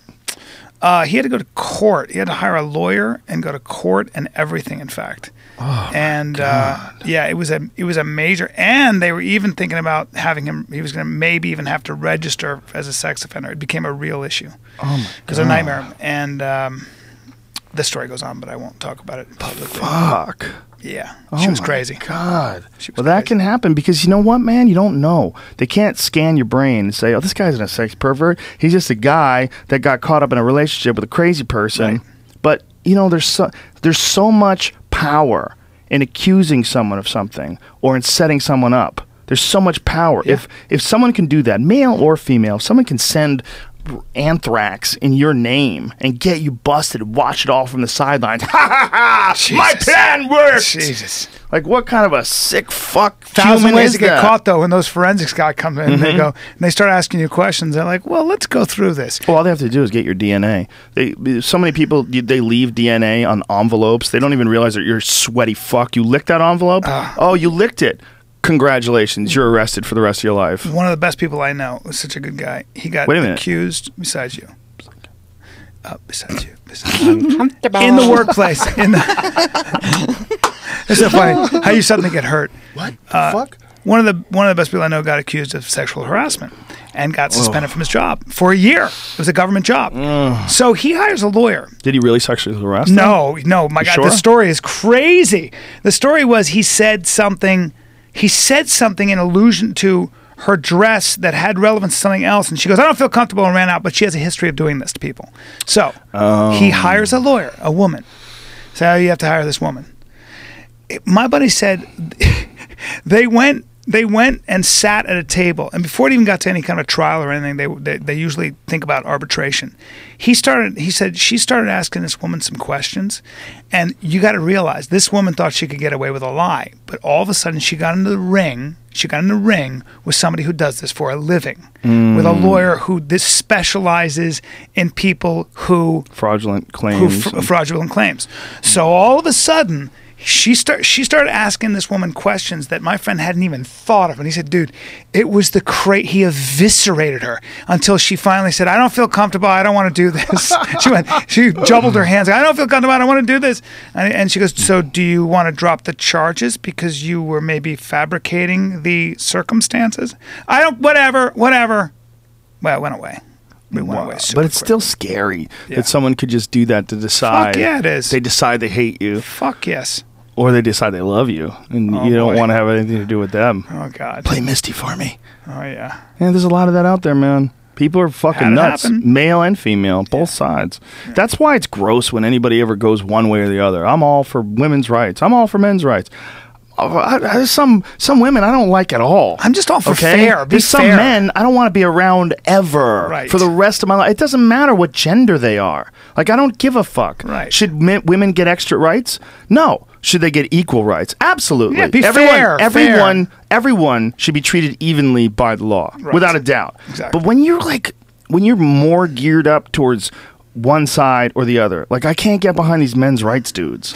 I can't. So strange. I think there's definitely some fucked up laws when it comes to alimony. There's some fucked up laws when it comes to child like custody laws, and some people do like what you were talking about and what I was talking about. Some people will make fraudulent claims about their children, and they'll do it and they'll set a guy up just so that they can get total custody. They're going to war, Right. So if they'll lie about. I mean, someone who would send ricin is not above lying about what the husband did to the children. Right. There's a lot of crazy shit that goes on, but it's a human issue more than it's a male-woman right, issue. that's right. There's some fucked up laws for sure. Well, I was going to say but- that if you took 1,500 women, I wonder how many actually have lashed out and hit their husbands. Even in the Ray Rice video, I believe she hits him. So it's not just justified, interesting. but yeah, she No, hit him. But no. what you're supposed to do is hold on to them. Of Unless you're course. the same size. Unless you're fighting Ronda Rousey, you better throw some fucking bombs, or you boy. better be ready to tap out. You gotta. I hope she doesn't break your shit off and stuff it up your ass. No doubt. Yeah. 'Cause she will. But otherwise, just grab a hold of them. Don't hit. It's just And if you really are fighting a chick if you're living with a chick who is prone to violence and can probably kick your ass, break up with her. She's too scary. Run away. It's too scary. I dated a girl who used to get very physically abusive. Ooh. That's scary. Called her dumb once. She was drunk. I didn't know she was drunk. One of those drunks where you don't know they're drunk. And they just act normal. They're just kind Why'd of you call her dumb? I called her dumb. Why'd you call her dumb? Can't remember, but it was just one of many things I called her. How She dare swung you. a boot at me so hard. She was so strong. I ducked in it, and I had one of those sliding closets, and it just went right through that sliding closet. Just a hole in it. Whoa. I was like, what is going on here, man? I mean, it was nuts. It was. Did you fuck her after that? Sure did. Yeah, I knew I it. held her down. I said, hey, See? calm down. And then we fucked. Well, that's the best part of that kind of relationship. That's what people that like, was right? fun for a year. Till I had to figure out a way Did to I meet her? evict her. Yeah. Okay, let's not talk anymore. Yeah. I know who that is. Yeah. You know, the violent part and the making up part, a lot of times that's like what they grew up with, right? Yeah. Yeah, or they run out of... I think a lot of times violence is an offshoot of running out of other ammunition. So you can't think of something witty to say. You can't really think of a comeback. You don't even know what to do. I think a lot of times it's almost like you regress immediately. You just strike. Because children, when they don't have the language, they'll hit.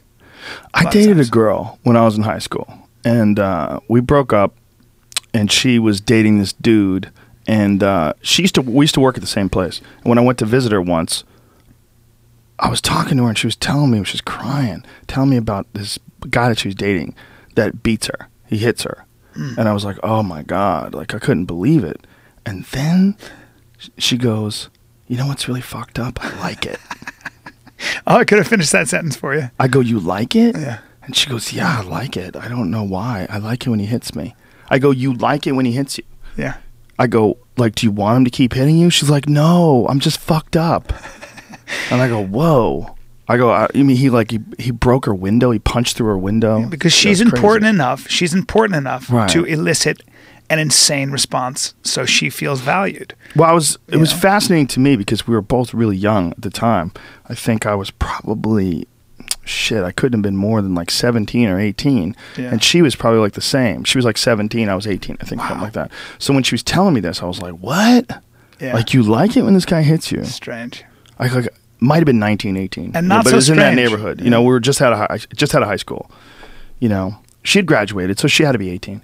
So it was just a bizarre conversation. I was like, you can't let people hit you. Look at how many people wore Ray Rice, how many women wore Ray Rice's jersey and number at the next game. Because they want that violent dick. I don't know, but That's they what it were all is. in solidarity. I That's thought what that it was is. amazing. Yeah, there's a weird thing. It's a weird thing when people just decide to fucking jump on board with the asshole. His wife came out and was very public about defending him. Yeah, well, hey, It's she more got complicated. half her fucking brain knocked in. Who knows where her judgment's at? Dude, she got KO'd and bounced her head off the pole. She could have easily been Died, dead. yeah. Easily been dead. Yeah. Easily been dead. The idea that he hit her like that, and I don't know, man. Also, the way he dragged her out and didn't really tend to her. No, He at kind all. of that was what I thought was so impersonal and strange. Like he just if he had knocked her out and grabbed her and been like, oh my God, Right. God. Like I reacted or whatever. Yes. Okay, I'm a violent guy. I play football. But to kind of almost look at her and kind of move her with his foot, and it was just like, oh wow, you are that's bad news. Fucked man. up. That's the most fucked up. Well, no, the most fucked up is the impact, the punch. Yeah. That's the second most fucked up thing is how he treated her like, bitch, get the fuck up. You know, just Dragging it wasn't her. until someone showed up and people were kind of freaking out that it became, you know, something And by the way, there tended to. are cameras in elevators. I don't know if you know that in 2000. Nobody was thinking that, Cameras man. everywhere. All he was thinking was she ain't hitting me, you know. Yeah. He's gonna hit her back. I was on a plane once with Michael Irvin, and Michael Irvin, it's a long ass flight. We're going to Australia. Just randomly happened to be on the plane with me, and he's a good dude. He's always at the Great UFC. guy. Yeah. He's a great guy, you know, and a great athlete. And we're talking, and he was talking about this foundation that he has, where he works with a lot of young kids, teaches them how to harness their anger. And what he was explaining this to me on the flight, that when kids grow up in bad neighborhoods with there's violence in the house, and then the mother's under stress all the time, it changes like the reaction that the boy has to violence when he gets outside. It changes his reaction to stress. It makes him like ultra impulsive. It makes him like inclined towards violence. And he was talking about how you literally have to figure out how to rewire your brain. You know, and he was talking from personal experience. And he was talking about how you have to figure out how to rewire your brain in a positive way. Right. You know, and that it's very important to recognize that these kids are coming out of the gate with the amount of control that you expect out of a reasonable adult. They don't have that amount. They have less. And one of the reasons why they have less is the shit they were exposed to when they were in the fucking womb, man. I mean, it's like, it's beyond them. Yeah. You know, and I think that's the case with a lot of people. I've wondered if that's the case with myself. You know, I don't think I was exposed to too much stress in the womb, but I was exposed to a lot of violence when I was young. Yeah.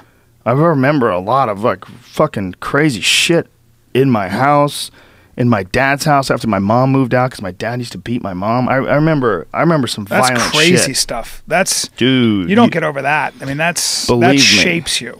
I mean, I remember how you were when you were younger, because the world was a dangerous place, man. You kept things at an arm's length. You were always ready to go.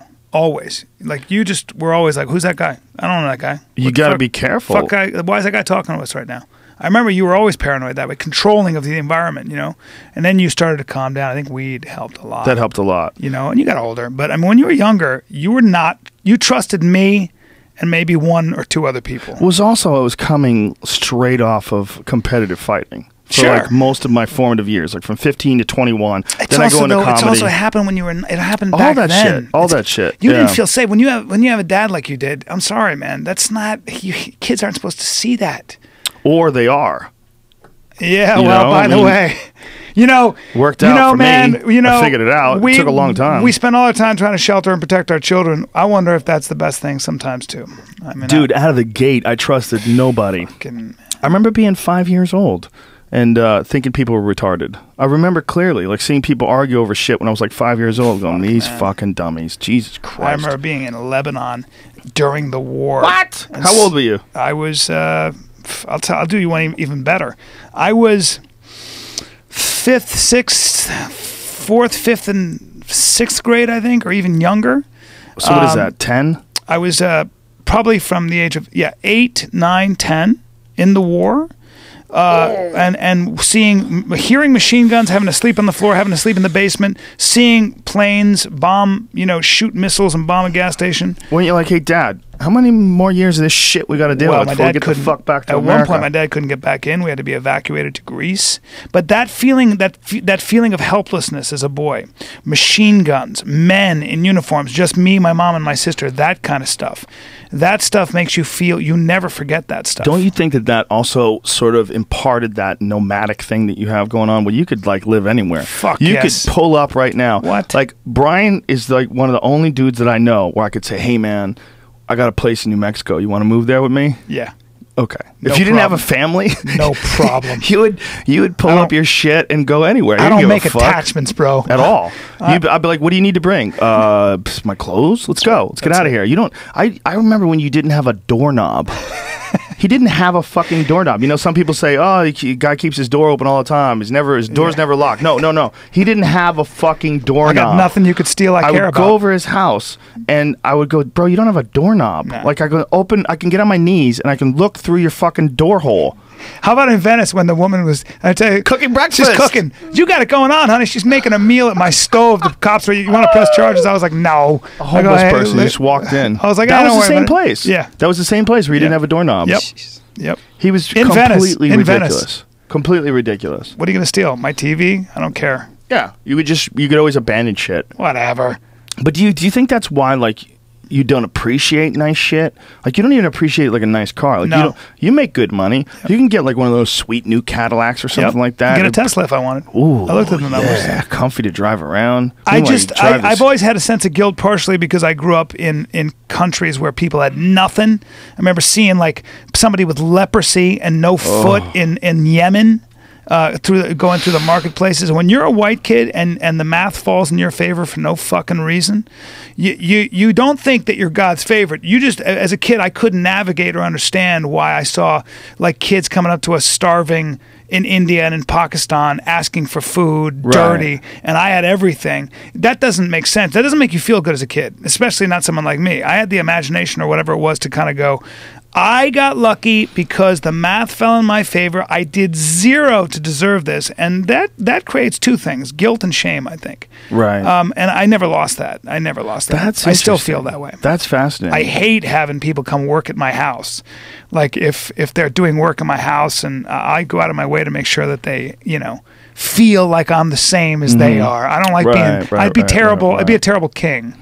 I find it very uncomfortable, all that stuff anyway. Yeah, no, I hear you. Yeah, that might be why. My father laughed at me one time. He came to visit me, and my father grew up poor. And he was laughing. He goes, "What's with this car?" I was driving some terrible Ford, and it was really dirty. And he's like, I can afford to buy you a Lexus if you wanted. Would you want one of those? And I was like, no. I never thought of that. First of all, I don't want somebody else getting it for me. Second of all, it wouldn't make an impact in my life, Right. And I respect, though, like Brendan Schaub grew up with not a lot of money. So nice things to him, nice clothes, nice car, they mean a lot. They remind him that he's not what he used anymore. To be. Yeah, man. So I've always respected the idea of limited materialism. I understand where it comes from. I also think it depends on what you're turned on by. I'm more interested in, somebody said, this woman who wrote this book said, I had all these experiences. She went to study, worked with the KGB as an interpreter, and then went to the Antarctic, and then went to India. And she said, I was doing nothing. I had all these experiences, but my brain wasn't changing. I needed to figure out how to change my mind. She had failed math in high school, but she was in the military, and she was watching all these engineers solve problems in this beautiful way, but it looked like hieroglyphics. And she goes, wait a minute, if I can learn how to do this, then I'll change the way my brain works. And she talks about it a lot, and she became a professor of engineering. But, I think I'm more interested, maybe it depends on what you're more turned on by. I'm really fascinated with changing who I am in a way, maybe the way I think. What are you trying to be? What are you trying to do? Just continue to be as original and as creative as I can be. That's all. That's my thing. And you can't have a Tesla in that? I can. I want to get a Tesla, actually. I think I'm going to. I'm waiting for my Passat, my turbo diesel Passat lease to run out. This is just devil's advocate. Yeah. But people that make good money and then don't buy nice things, what is the fucking point of making good money? And someone who is poor, who looks at you, would be like, hey, dummy. But I have a nice house. You're like part of, we talked about this yesterday, the 1% of the world. Yeah. More than $34,000 a year. It's just nuts. That's the world. I know how lucky I am. Do you know how crazy that is? Yeah. And I buy nice things. I mean, I have a nice house and all that. I mean, believe me, I'm not like some Spartan. I'm not saying you are. Yeah. But what I'm saying is, get a Tesla. That's what you're saying. What I'm saying is, people that like make a ton of money and then don't buy nice things. That's one look. Like, well, hey man, you're the guy who has the opportunity to make a bunch of money and buy nice things. But then there's the other point of view. It's like, okay, well, what are you? You'd hear about Warren Buffett lives in a regular neighborhood and he's got a fucking $100 billion. Then becomes its own form of affectation, right? If he's going to live in a regular neighborhood, how about you give away $8 billion? Yeah. You ain't even going to use it? Yes. It's just sitting there and you're 90. Correct. And I'm sure there's a lot of like philanthropic adventures that he invests money in. I'm sure he spends a lot of money on other things. But I'm saying, like, what level do you think you're supposed to give back? Like, are you supposed to give to charity? Are you supposed to be nice to your fellow humans? It's Can what it I've be been writing one about. or the other? I've been writing about the idea that, this idea that I've not done anything bad enough to go to hell, but I feel like I haven't done anything good enough to go to. I'm definitely not sitting anywhere close to Mother Teresa if she's in heaven. I just feel like What there's are you a lot talking about more. heaven and hell? In other words, your head? In other words, there's a lot more I could be doing to give to charity. Like, being literary? Yes, I'm being literary. I'm being deep. I'm being spiritual. Right. But I do feel like I should be giving more in some ways to charity. But then I think to myself, I'm doing exactly what I was put on the earth to do, which is make people laugh. And that takes a lot of work and effort. Stop right there. Isn't that just justifying like the uncomfortable nature of that discussion? Maybe I don't like this podcast. When I think about it, maybe I'm just fucking awesome and I'm here to be awesome. Then again, I'm just rather being awesome. No, because I spend a lot of money on wine and have shit. a good time. Yeah, but that's not what you were saying. You were saying like, I should. I feel like maybe should I give more to charity, and what does that mean? Okay, first of all, here's the difference. Here's how you delineate. So, if I could give to charity, and there's a lot of different definitions. Is charity, going back to what we were talking about, is charity what people need, or do they need inspiration? So, how do you create inspiration? So, giving money to certain why causes. Is it an or? I don't know. Why is it an or? I mean, I'm don't just they need wondering both? if I could make a big difference. There's a school in Haiti or something. I'm sure could use some money, right? Right. Okay. All right. I could give to that school, and I do. I do have charities. I give to Doctors Without Borders. I give to Operation Smile. At different things. I got my own individual things. People have a hard time when they give charity and they find out how much money goes to administrative costs. Fucking drives me crazy. I think the United Way, what was it? What they say, out of $1, a penny actually goes to the charity. The rest is run the whole fucking thing. It's a whole bureaucracy they got to run. It's a business. It drives me crazy. Drives me crazy. That one penny does go to the starving kids. Yeah, well, go fuck yourself. What do I you want my think the dollar number to go is? to it. Pull up the number. Find out how much. Which organization was it? United Way. United Way. See how much of your money actually goes. I believe it's a penny. I believe it's a hundredth of your money. I'm going to get crazy and say it's 20 cents. 20 cents out of $1. Okay. You think it's really a penny? Used to be. They did a special on I'd it. say it's 47. 40 cents? I don't think it's that high. I bet it's less than 40 cents. It's a huge company. Okay, I say 20, you say 1. Brian says 40. 47. Is it 47? No. Oh, you're saying Yeah, 47. I'm looking for it. I'd be like, that's pretty efficient. I love the internet that we get the answers to all these things. Instantly. Yeah. When he's Googling it, though, sometimes not so much. Sometimes not so much. Sometimes shit gets a little confogulated. There are really good charities out there that make a difference. Well, the thing is, here's the question. Should someone running a charity make a salary? Of course they should. Yes. But should they make a salary relative to what people make in America or the third world country where they're aiding? That's when shit gets weird. Because if it's the third world country that they're aiding, well, they're going to be bitter as shit. Yeah. They're working their whole life away, and they can't even fucking put a roof over their head and feed themselves normally. Yeah. So it should be like an American salary. I would imagine. But if it's an American salary for a professional, like what is that? Is it $100 grand? Is it 50 grand? Is it 35 grand? What's the answer? Okay, United Way. This is United Way of Topeka. So I'm guessing this is a good example of what United. Okay. 'Cause I guess different local withholds 20%. Withholds? What do you mean? Withholds 20% of what you give. Of what you give. Can you look? So at what they the only United take. Way- So they 22%. 22%. Okay, I just googled Here. what percentage. Where does United Way charity go? Here, right here. Okay.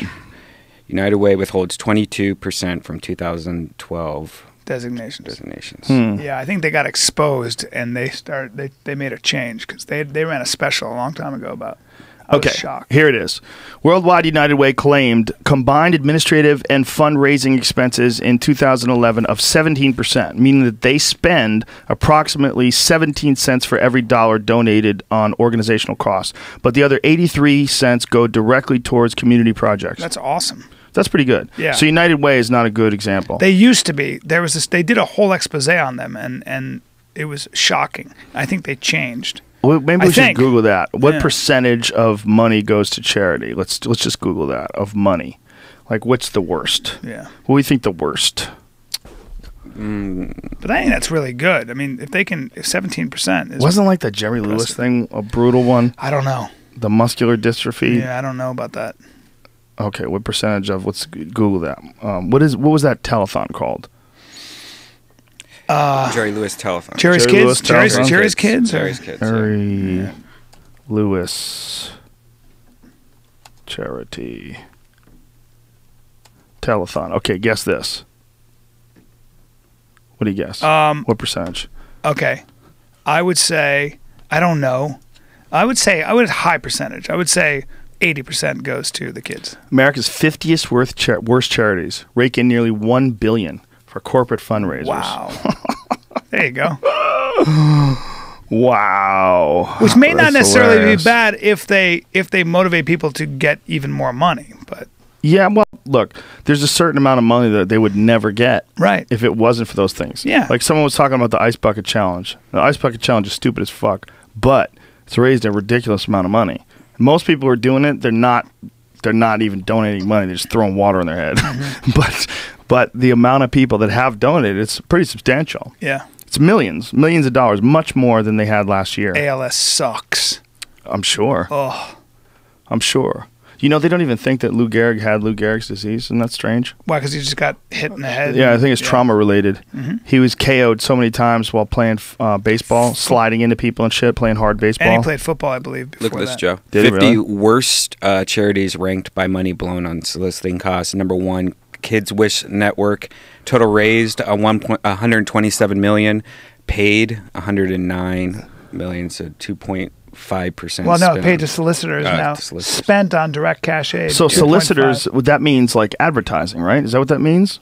What does paid to solicitors mean? Well, percentage spent on direct cash aid looks like 2.5%, 0.9%, 10.8%. You used to work for a bank. You can't figure this shit out? No.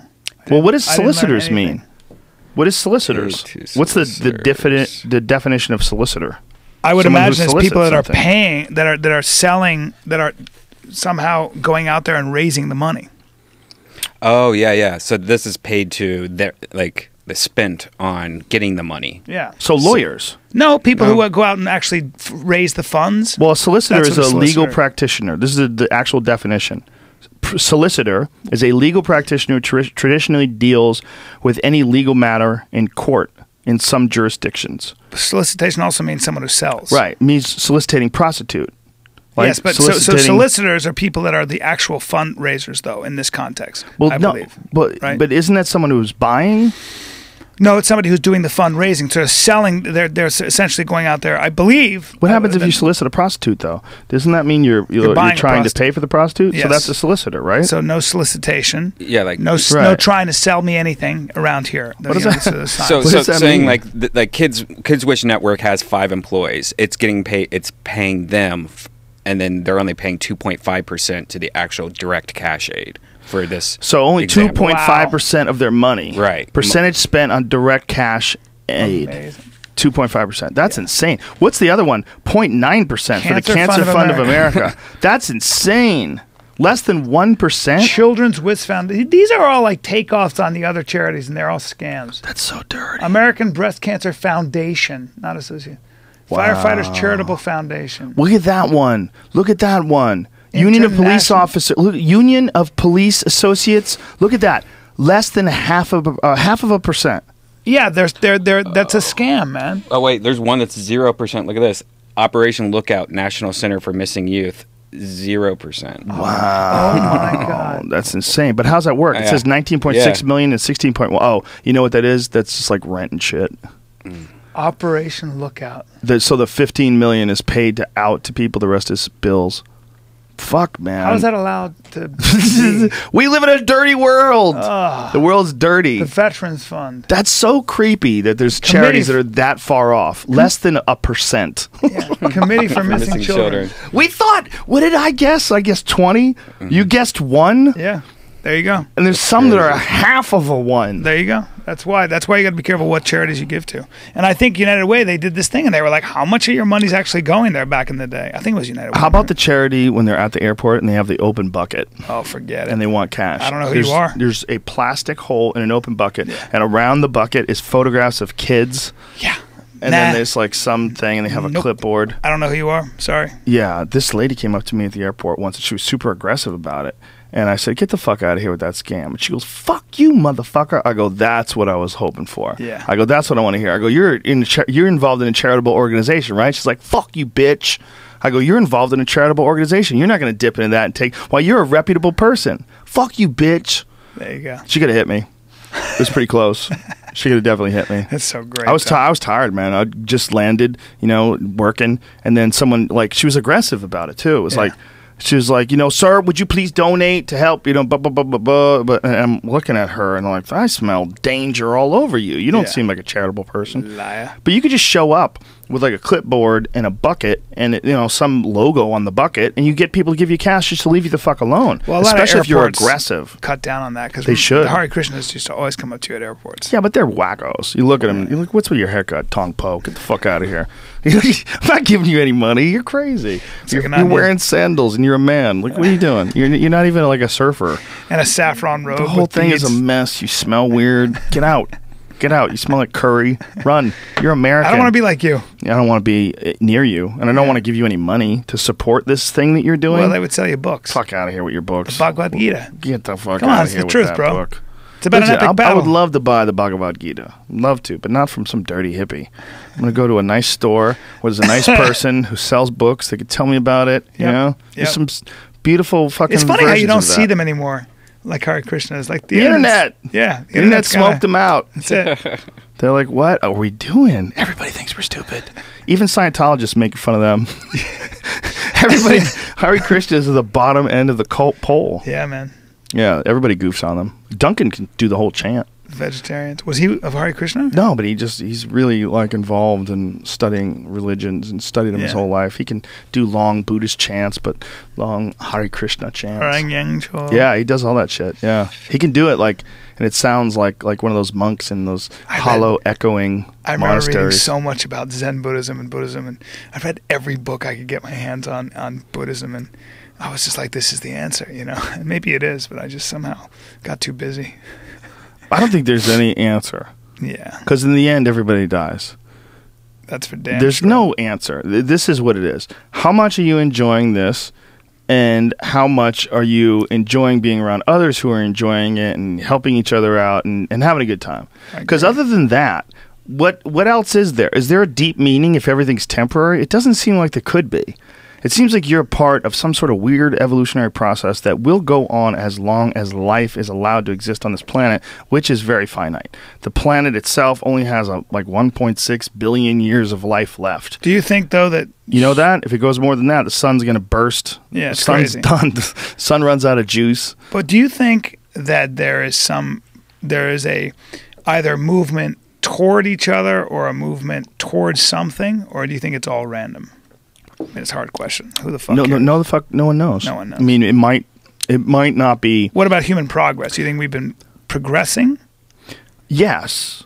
Yeah. We're definitely when there's steps back. Like when we talk about like people being PC and all that stuff, I think it's terrible, but it's way better than being racist. Yep. It's way better than the PC shit is way better than segregated, where the blacks have to sit in the back of the bus and use a different water cooler. Yeah. You know, this is way better. Yep. So that to me is clear example. But then there's also drones and spying and crazy shit, and people are still getting locked Always up new for challenges. crazy drug laws, and then there's private prisons, and there's corporate interests, and there's fucking this Goldman Sachs thing that came out, the tapes that are now being released of the Fed in coercion with Goldman Sachs. I mean, all the different shit that's going on, where you see that there's still corruption, there's still evil, there's still just misdirected energy, incorrect patterns of behavior that have led to people to operate in the same type of momentum that the fucking knucklehead traders before them have done, and the fucking military industrial complex guys from the 60s did. It's all the same kind of, that energy hasn't been flushed out of the system yet. Yeah. But it seems like it's slowly getting pushed into a corner. Or at least it's harder to hide. See what the fuck is going on in Hong Kong? Yeah. Dude, Yeah. Brian, pull up the photos. There's a drone video of the protest in Hong Kong. Yeah. Holy shit. Yeah, it's an island of 7 million that actually want to be able to choose who governs them. Can you imagine that? Dude, there's a lot of fucking people. I know. A lot of people. But they're also bordered. There's also 1.3 billion people on their border. And they don't want to be part of China, the mainland. Well, they used to Never not have be until fairly recently. Right. They used to be controlled by the United Kingdom, right? That's right. Look at this fucking video, though. It's going to freak you out because they're flying over. By the way, it's amazing that they can do that now. You could just, like a regular person, can get a drone. Crazy, and just send get an it up aerial and film view, it. huh? When we did that sci-fi show, dude, I put on these goggles, like these VR goggles, and they put a camera on this drone and then flew the drone over the treetops. And I was like watching from the drone's perspective. I was like, oh my. We couldn't put it in the episode because we just didn't have enough time. But I was like, I'm flying. It was amazing. So sick. Dude, That's like it's when amazing. they attached a camera to an eagle. But I'm telling you, it felt like I was flying. Really? Like when I had these Oh, because VR, you I had had them all VR the way- goggles on. Wow. I had VR goggles on. This thing is flying through trees and stuff. And you're watching like, whoa. How much would that cost to buy? I want one. Probably a lot, and they don't go very far. Like after a mile, it doesn't transmit like the Oh. Right. the signal, whatever type of signal it is So they're what? using. I just so look need- at this. This is the crowd, and this is them filming this by drone. Unbelievable. Dude, they've shut down the city. This is incredible. Look at that. Look at that. That's 1 million people, right? At least. I don't know. I don't Looks know what like 1 million a lot. people looks like. There are seven. I think there are 7 million. That's in like Hong Kong. 300 people, bro. Crazy. That's like Nick's Comedy Stop. It's packed. That's it's like a Joe Rogan concert. Look at that. Look how many fucking people. It's like ants on rice noodle. And what year were they United Kingdom? It was until like the 90s, I think the right? lease ran out in 2001, 1997. What was it? I think it was 97, maybe. Or was it later? They're bracing. Both sides brace for Wednesday showdown. Oh, fuck. Are they going to go World War III in Hong Kong, too? Well, I don't think nobody wants that. They don't want the People's Liberation Army or the coming into People's Liberation Army. the Is that what they're calling it? I think that's what the Chinese. I think that's what Oh the my Chinese God. call their army. But they don't want the Chinese military to come in and get unpleasant. That's for damn sure. So they're asking for the what I believe his name, they call him the chairman, the person that was put in power by China, to step down, and they want elections to vote in their own person. And China's saying, hey, we're kind of running your country. Well, it's for Is China. it considered a country or is it considered It's a considered city? a province and part of China, mainland China. And I think that for the longest time, remember that Hong Kong was the sort of the financial capital of that part of the world. But Shanghai now has taken over, and a lot of other cities have taken over as they're richer. And so it's a complicated thing because a lot of mainland Chinese come in and vacation in Hong Kong. So they're pretty dependent on each other. Look at this photo of this kid shining his fucking flashlights. They're all shining the lights from their cell phones. It's really creepy. It's on USA Today, USA Today's coverage. It's one of the larger photographs. Well, they can all talk to each other, There's millions of kids, and they all decided to turn their cell phone lights on, and they're holding them up in solidarity. Wow. And it's kind of symbolic. Well, China also apparently, the government of China is really worried. Is really worried that if they don't handle this, if they don't handle this properly, there are a lot of cities in China that could do the same thing in asking for changes in how the country is governed. So China's being very, very cautious about how they treat this particular protest. Yeah, they could fuck this up and lose everything. Yes, because if it gets too successful, if it's not, there are a lot of things. That fucking picture. There's a lot of unrest in China. Not just Hong Kong. Well, when did Hong Kong become a part of China? I think it was during the opium trade, wasn't it? When They sold it back to them in 97. yeah. And it was 97? annexed by the British. 97. It was annexed by the British. I think 100 years before that. So right? it hasn't even been 20 years. Right.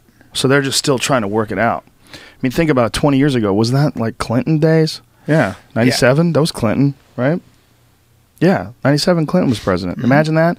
Like if Clinton leaves and then all of a sudden China takes over the U.S. and we're like, what? Yeah. Like that's kind of the same sort of thing. Yeah. If they were under rule of the United Kingdom, that's really similar to like it being America or Canada. Absolutely, it is. And it was really hard for and also remember in Hong Kong they speak Cantonese. They don't speak Mandarin.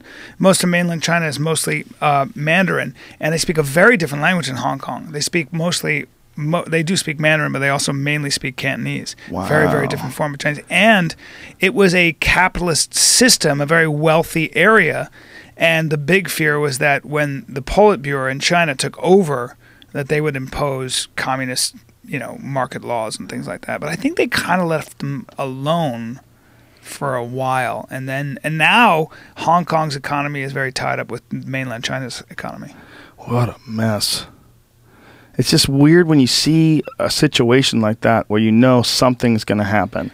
And we're watching it from afar, from way the fuck over here in California, and we're like, what is going to happen over there? Well, the question is China going to allow them to behave like a separate and independent province? Because they are not, according to China and a Chinese law. That's the issue. So then what do you do?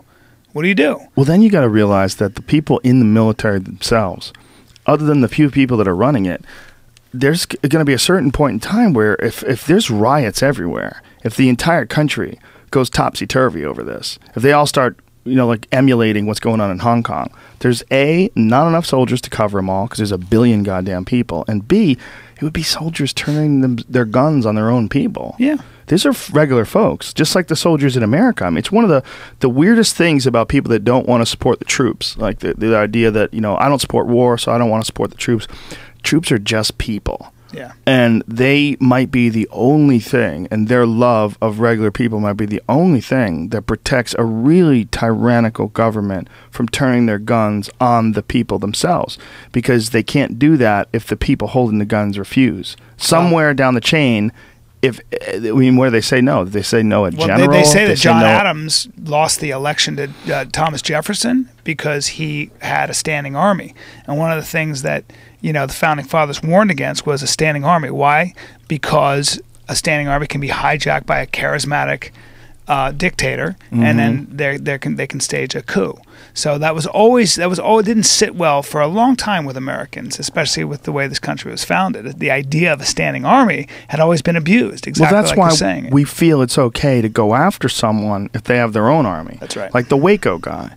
David Koresh, he got very little sympathy in this country, even though they essentially went in and firebombed these people, killed kids, shot people down. There was fucking very clear images of Sherman tanks blowing fire into these fucking buildings. But we knew they had guns. Yeah. That's the only thing we knew. We knew that we heard that he fucked kids. That was the thing, right? But by the way, that was a rumor. That is exactly what I would say if I was going to fucking run some tanks into some dude's house. That guy's in their fucking kids. We gotta go kill those kids. And it was kill ATF him too. anyway. It was ATF. Yeah. It was also, basically about the fact that he had all this sort of a weapon and arsenal. But think about the ultimate irony. We're going to save those kids by killing them all. Yeah.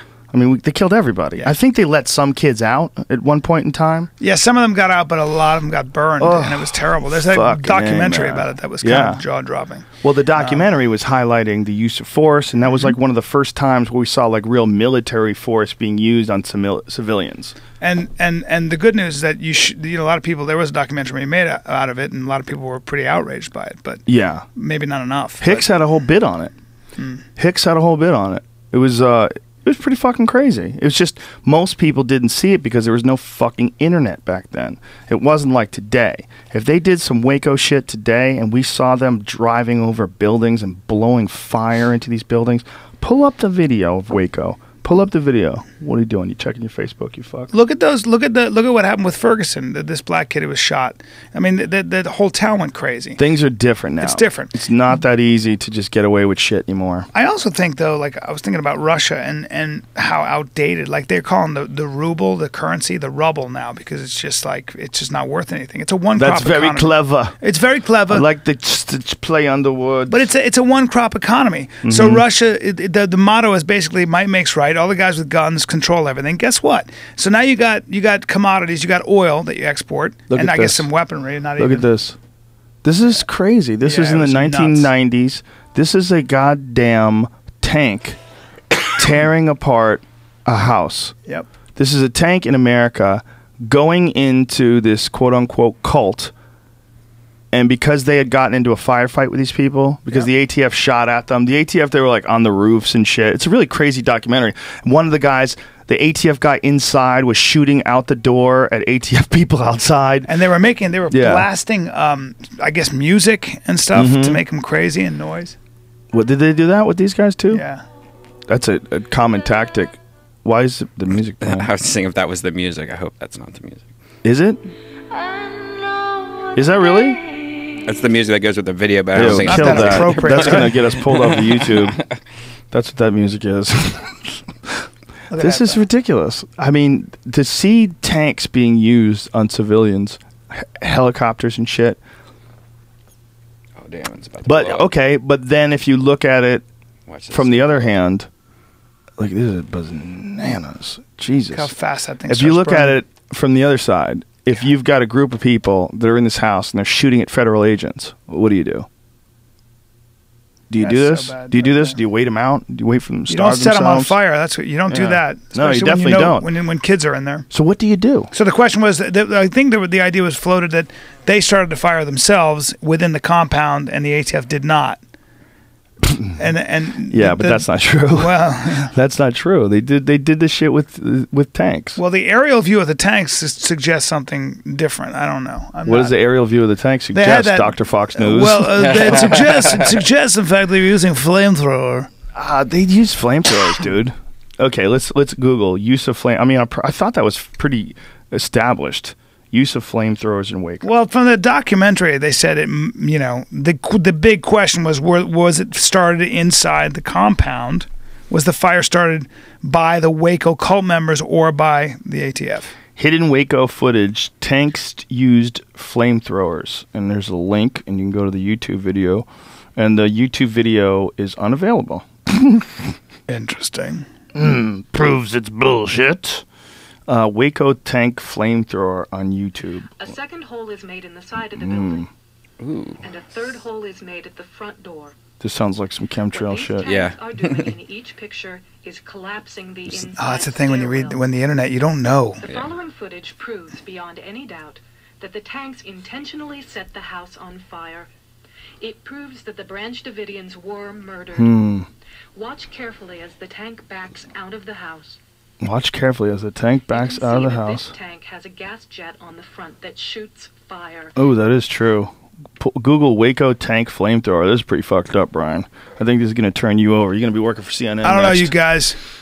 You're going to be in Ted I'm getting Turner's back scared. pocket. Fox News is going to fucking fire you. Yeah. You're gonna go dark on this one. You're going to go left wing. All I know is I got my deer tags, my friend. I got my deer tags too. Here, watch this. And a third hole is made at the front door. Go towards like What where the these E tanks is an are doing experience. in each picture is collapsing the inside stairwell. Okay, here it's good. Keep going. The following footage proves beyond any doubt that the tanks intentionally set the house on fire. It proves that the Branch Davidians were murdered. Watch carefully as the tank backs out of the house. She sounds like You can she's see that machine this made. tank has a gas jet on the front that shoots fire. You can also see the fire quite plainly.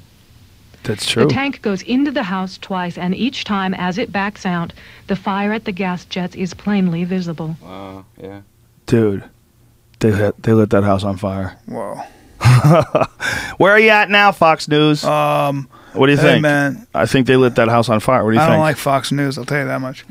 I don't know. I believe that they set that house on fire. I don't have any doubt. You got those guys who geared up. Yeah. They got shot at. Some of the guys got shot. They got men are men. They're Yeah. gonna be vindictive. They're gonna do whatever. Well, they can. they're also soldiers, and they've been given an enemy. You know that old expression? That's exactly right. If you only have a hammer, everything looks like a Like nail. a nail, yeah. Yeah. I don't have any doubt about that. Okay, but here's the question: what do you do if you know that there's a group that's holed up and they have a bunch of weapons? I'm not saying you should set the place on fire and kill the kids, but I'm saying how do you handle that? How do you got a guy who's shooting at federal agents allegedly? There is the reality that After agents they were being broken into. agents accidentally shot at themselves. That is a fact. You can also hear the guy say, "I have a right to defend myself." Yes. As they're breaking in, he shoots. So a lot of it was he was in his home. People were coming in. He didn't know who was coming into his house. They had guns. You know, you can make an argument for a lot of this stuff. So, Oh yeah. what do you do in that situation? Right, what do you do? I suppose the first thing you should think about is there are two things. One is, are children being abused? Two is, does he have an illegal arsenal? So if those are the two cases, you get a search warrant. They tried to get in, they were denied access. The rest is a standoff. I don't know. That comes down to police tactics, right? Yeah, I mean, do you think that someone should be allowed to have a place like that? Like, if you believe that people should be I allowed do. to have guns. Like, I have friends who have many guns. My friend Justin is like a legit, bona fide gun nut. Yep. He doesn't even know how met many him. guns he has. Now, what if Justin got together with 50 of his friends, Mm-hmm. and they're all like him, and they rented a big fucking piece of land, or they bought a big piece of land together, put a few houses up, and then put a fence around it? I think I'm fine with that Right. because Yeah. I believe in the freedom of assembly. Right. But what is that? You got a highly armed compound of a bunch of gun nuts. It still falls within the confines of the law. Now, Right. if they have fully automatic machine guns, turret guns, and rockets, you're going to go, hold on, do you guys have a license for those? And there are a whole lot of measures, and then you'd have to take steps to make sure that you don't have an army with a bunch of illegal weapons. There's a reason there are some weapons that are nothing's illegal if you have a license for it. Right. Do you know that they think that Koresh shot himself? or was shot by his people. Really? Yeah, they think he was shot before he. Koresh and about 24 others shot themselves to death or were shot before the fire engulfed the entire compound. Others died in the fire or the rubble of the collapsing building. Jesus. Whoa, that's dark. Here's the shootout. Yeah. I mean, they were fucking armed to the tits. God, this is crazy. Watch this. Instead, they become the target of a madman's fury. According to intelligence, there's an arsenal of weapons in this room. So look. The Davidians will shoot anyone who tries to infiltrate. Dude's shooting through the wall. Members fire quarter-sized holes through the wall and into this agent's shoulder. Psst. They shot each other. Able to make it back to the command center. Ouch. So the agents went in. Inside are directly in the line of fire. They're shooting. They shot through the walls and shot their own agents. For a peaceful ending are dashed, and the fallen comrades retreat. 4 ATF agents are killed and 16 wounded. Fucking A, man. Painful wounds of Waco will take 16 a long wounded. time to heal. 4 dead. That's a blood Yeah, debt. That's see- a blood debt right there. You get Yeah. with those guys. Good luck. Yeah. Now you're in a war. You want to mess around with those kind of guys who gear up, who are already tough. Yeah. And that's their job. And you killed 4 of their friends. I'd want to. I wouldn't be too sympathetic either at that point if I was Right. one of those guys. Right, but devil's advocate. This is not my feelings on this. I don't have formed feelings on this. I don't either, by the way. But those guys broke into these people's houses for what reason? Apparently, he was in violation. I think of 2 things: weapons, illegal weapons caches or whatever, and also I think there was a warrant for the fact that he was having sex with underage Yeah, girls. child endangerment. Yeah, Child endangerment, which is kind of legit if he's running a cult. I mean, course it is. My friend used to date this chick who grew up in a cult, and he said that she would tell him horrible fucking stories. That's why a lot of guys Cult leaders. start cults. So they can get pussy. Yeah, Well, didn't Koresh had a deal where he could bang everybody's wife? if he was smart. Yeah. That was his thing. His thing is he could bang everybody's wife. You can be in my cult. Here's the only catch 22. Don't they always do that though? Everybody, Jim Jones probably banged everybody's wife Listen, too. man, we're all one people. We're all it's all about love. I am the alpha male. I don't know what that's what he's saying. I think he was saying he's God, bro. All right. Well, there's also that. They all look the same. Like him, the Australian Jesus, you could put them side by side Very and they're much like so. interchangeable. They're these weird. That guy's great. Duncan Trussell. Australian. No. Yeah. Duncan looks too wild. Australian Jesus is so lame. He's just like, I'm Jesus. Well, no, he's He's lamer got than follow- lame because he's told 2 different chicks that they're Mary. Like his game is he tells a chick that you're Mary, that I'm Jesus and you're Mary. Like, oh, get the Awesome. fuck out of here. Dumb and superstitious. My type. The documentary is well, he's not dumb. He's pretty clever. Right. But No, I'm the saying poor they are. the poor girl. He has this girl that's convinced that she's Mary, and she's crying and she's talking about remembering him being on the cross. Oh. It's fucking madness. And then afterwards, he's being interviewed by the guy. The guy who's interviewing him was pretty slick. And he's like, "Didn't you tell another girl that she was Mary?" He's like, "Yes, but I was wrong." See what I mean? He plays- shittiest excuse, like the shittiest way. Bro, I would have so much of a better way. I can lie right now and come up with a better idea. Yes, but I was wrong. But it's even better than that. He plays Green Day.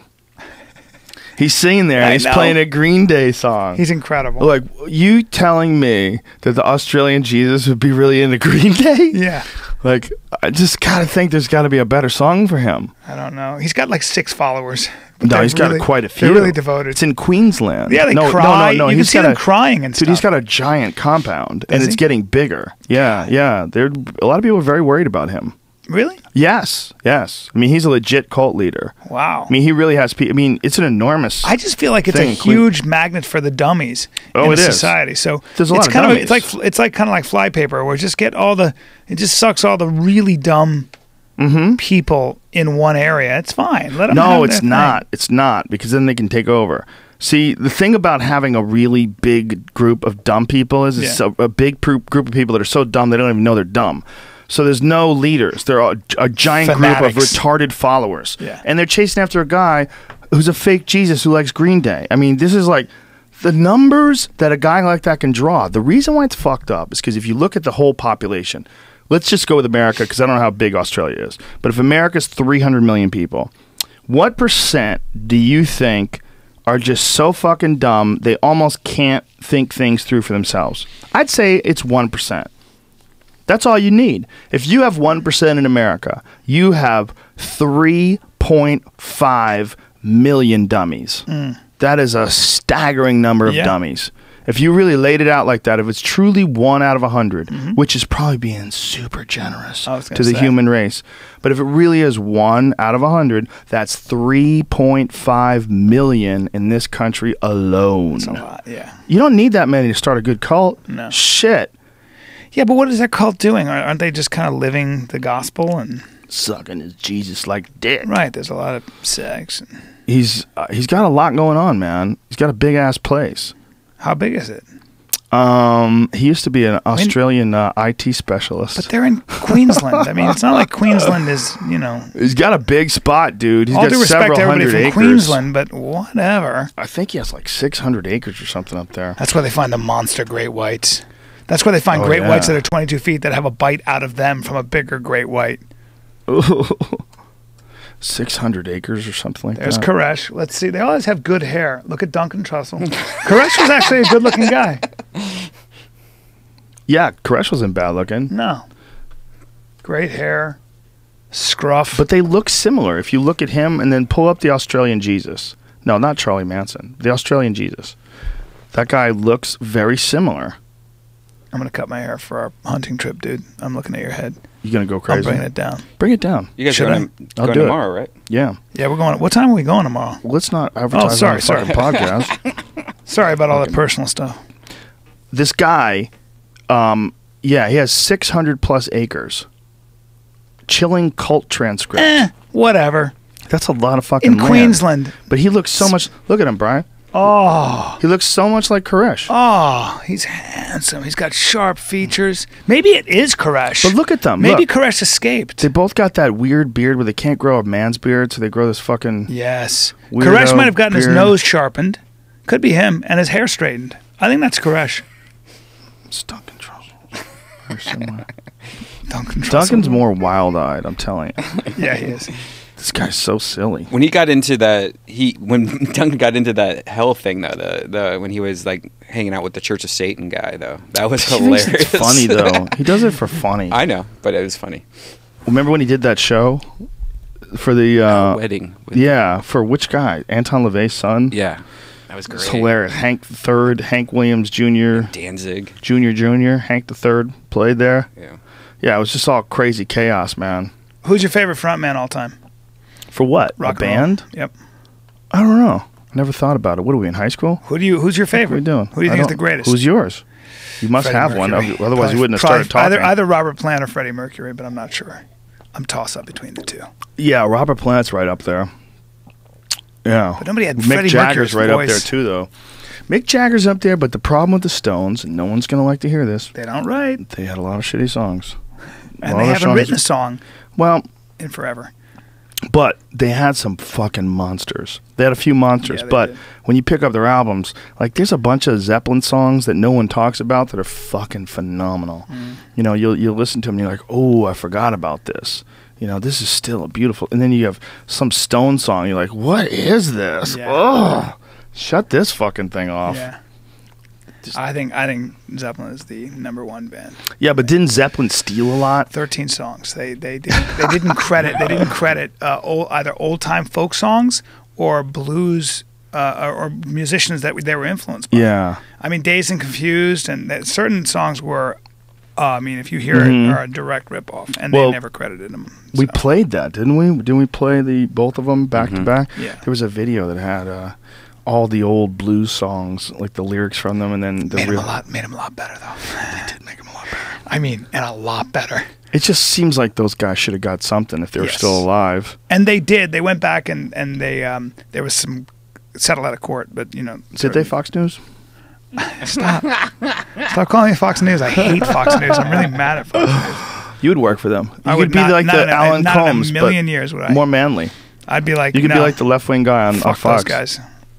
I'd just be fair, man. What if they made I'm you wear fair. a I don't dress think like they're those fair. hot girls? You're not? I don't think they're fair. You don't think they're fair? No, I don't. I think that they. I don't like getting my news from an ideological point of view. I'd rather get BBC. I listen to BBC. Do you think it's possible to have a news channel on television that's undefined? It doesn't slant left. It doesn't slant right. That at least was the model, and that was, I think, the BBC in a lot of ways comes very close to it. Maybe I'm wrong, but but not there. I'm talking about here in good old U.S. of A. Yeah, I think it is. The land of the free, home I of the think brave. it is. In fact, one of the things that the guy who ran 60 Minutes came in and said, good news and bad news. Good news is we got the highest rating of any news show ever. Bad news is we got the highest rating of any news show ever. In other words, this just turned into a show that's dependent on ratings. And that's why we're all going to get paid a lot more money. Well, that's the infinite growth paradigm, right? It exists in corporations and it also exists on shows. Fuck yeah, man. They want the ratings to go up. The ratings are up, up, up. Yeah, so 100% of all Americans. When you see shit on There's ISIS Bryan and those Callen. guys It's on are a coming Fox out. show. That's him being a Fox show. Yeah, you're on Fox. You Yeah. fucker. Ah, damn it! I hate Fox. You motherfuckers! You hate guys Fox sabotaged News. me. Wait I a didn't minute, know. here I I am didn't know on it was Fox Fox. News. That was a morning show to promote my Yeah, stand-up. that's not the same. That's not real Fox. That's Damn it! Those Damn local it. shows are the weirdest fucking form of show business. Those local morning shows in Gotta strange tell 'em. markets. These local shows are the weirdest form of show business ever. Yeah. Some of them are great. Yep. And some of them are so bad you can't believe this isn't a school play. You're like, I am on a school play with cameras on it. Well, a lot of them are just so bubbly and it's just strange, man. Just fake. Dude, and some of them are so bad. I went on one. Won't name the name. Immediately, guy's first question was, so, what was it like when Phil Hartman was killed? Oh God. And I sort of blank-faced him. I go, it was terrible. Like one-word answer. Like, I'm going to give you a one-word answer for that. I'm Yeah. not going to elaborate and expand, Yeah. but that's his opening question. Ugh. It's like you saw that video where Mike Tyson was talking to the guy in Yes, Canada, and the yes. fucking opening statement, the guy says, is this going to hurt the mayor because you went to jail for rape? You're a convicted rapist. You're a convicted rapist. Yeah. I couldn't believe that. Right What away. a cheap shot. What a shitty cheap shot. People love doing that shit. They Yeah. love doing that shit. I think Mike Tyson handled it appropriately. He handled it the Well, right you're way. a piece of shit. So Yeah. what's more stressful is dealing with a piece of shit Yeah. like you. I thought we'll be all Fuck you. positive here, but you're a piece of shit. Yeah, that dude was terrified. He Fuck looked into you. the eyes of death. Yeah, man.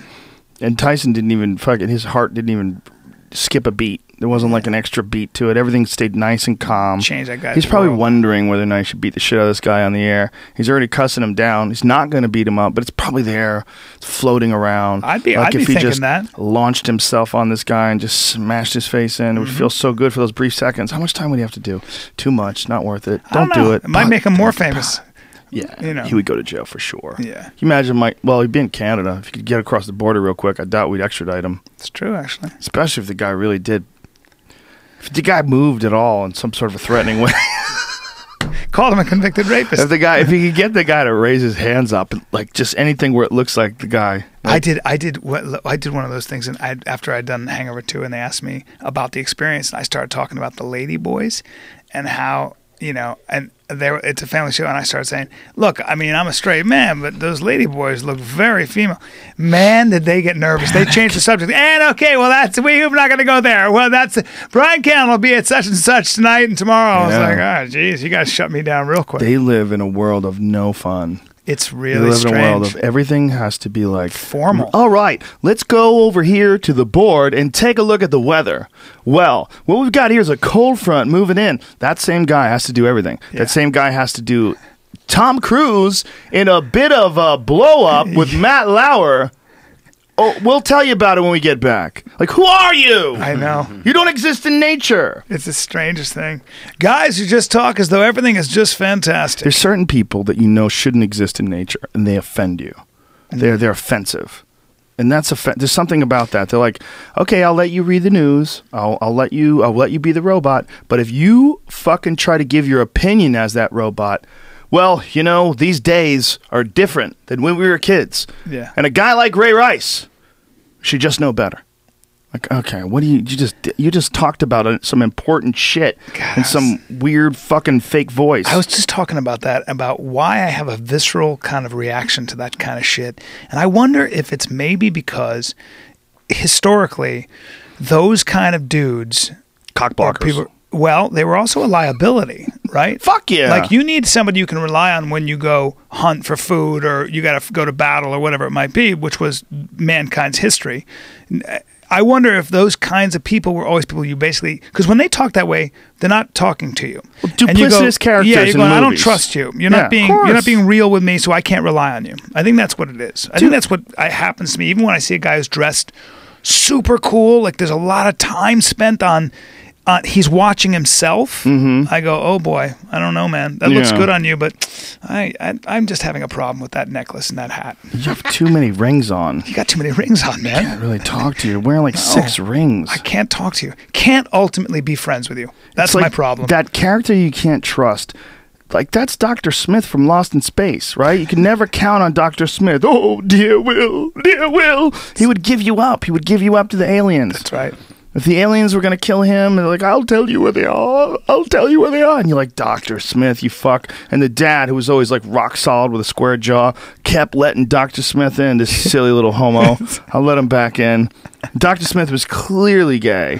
Never wanted to have anything to do with the wife. I mean, he was alone with no women. He never flirted with her, never imagined what it would be like. He never said to him, you're married. I wish there's no women out here in space. I mean, you got the best woman on Earth. And there's nothing weird or creepy happen. Yeah. He was clearly an untrustworthy gay man. It's probably one of the most homophobic characters ever because he was so weak. He wasn't, I mean, first of all, he always watched the kids. Like, the guy was always watching the kids while the dad, who was the fucking astronaut superhero, was fucking saving the planet. Yeah, he was a hen. He was sort of a hen. Yeah, he was a hen, and he was weak. He was so weak. Yeah. He was clearly gay. The way he talked. Oh dear Will. He was just so weak. Yeah. And clearly gay. Like, it was such a homophobic character.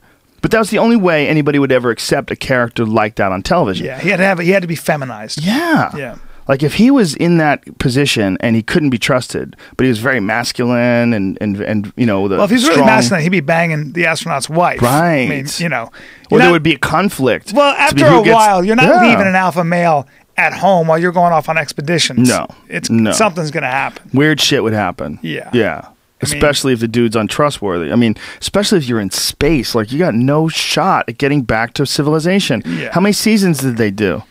After a couple of years, you got to realize this is we're going to live out here on the moon for a fucking 100 years. Yeah. This blows. And the kids, they have to fucking listen to this guy. They're following around with him. They have to go back. Dad, he's lying. Yeah. Yeah. Dad might start banging him. Having like any sort of person in that sort of a like completely artificial way in your life, like, and you let them in. It's like, oh, we let in some weird shit. Like, you ever been out to dinner? I know you have, because you hang around with a bunch of idiots. You ever been out to dinner with a guy? That's such a rude thing to say. It's so true. I know you have. You're awesome. Hang out with a bunch Listen, of you know I idiots. love you. You're awesome, but you hang around with it's such an aggressive thing to say. Dodos. Not I've known anymore. Bryan for so long that I know not to go over to his house when he'll tell me, like, sir, he's a good guy. He just, you know, he's just a little weird. He might be on meth or something. It's so you funny. come over his house for some party and you get hang out stuck with a bunch of talking idiots. next to some loon. Like, oh God, Bryan, what are you doing hanging out with this guy? I know. He wants to borrow money. What should I tell him? Tell him no. The fuck are you doing? You'd always have like some new person that you were hanging around with. Just who would waste a year of my life. Dude, that And a lot of my money. that producer guy that you used to hang around with. When I first started hanging around with Bryan, he had this producer guy that he hung around with, and I remember like some guy was like a writer who was trying to like make some things happen, meetings. You don't need to name names. You know what I'm talking about. I think I African American descent. Oh, yes. Complete total hustler. Yeah. And, boy. And I was like, wait, boy. what? Who's it? How'd this guy get in? Yeah. This guy's really Like, close even to you. I saw that. Oh, man. But what did you do? You kept He hanging just out was with always him? around me. You pitched shows with him? Oh, he loved me. Showed up drunk to a pitch. Yeah. I mean, drunk like, Well, that guy was he believed he was smart.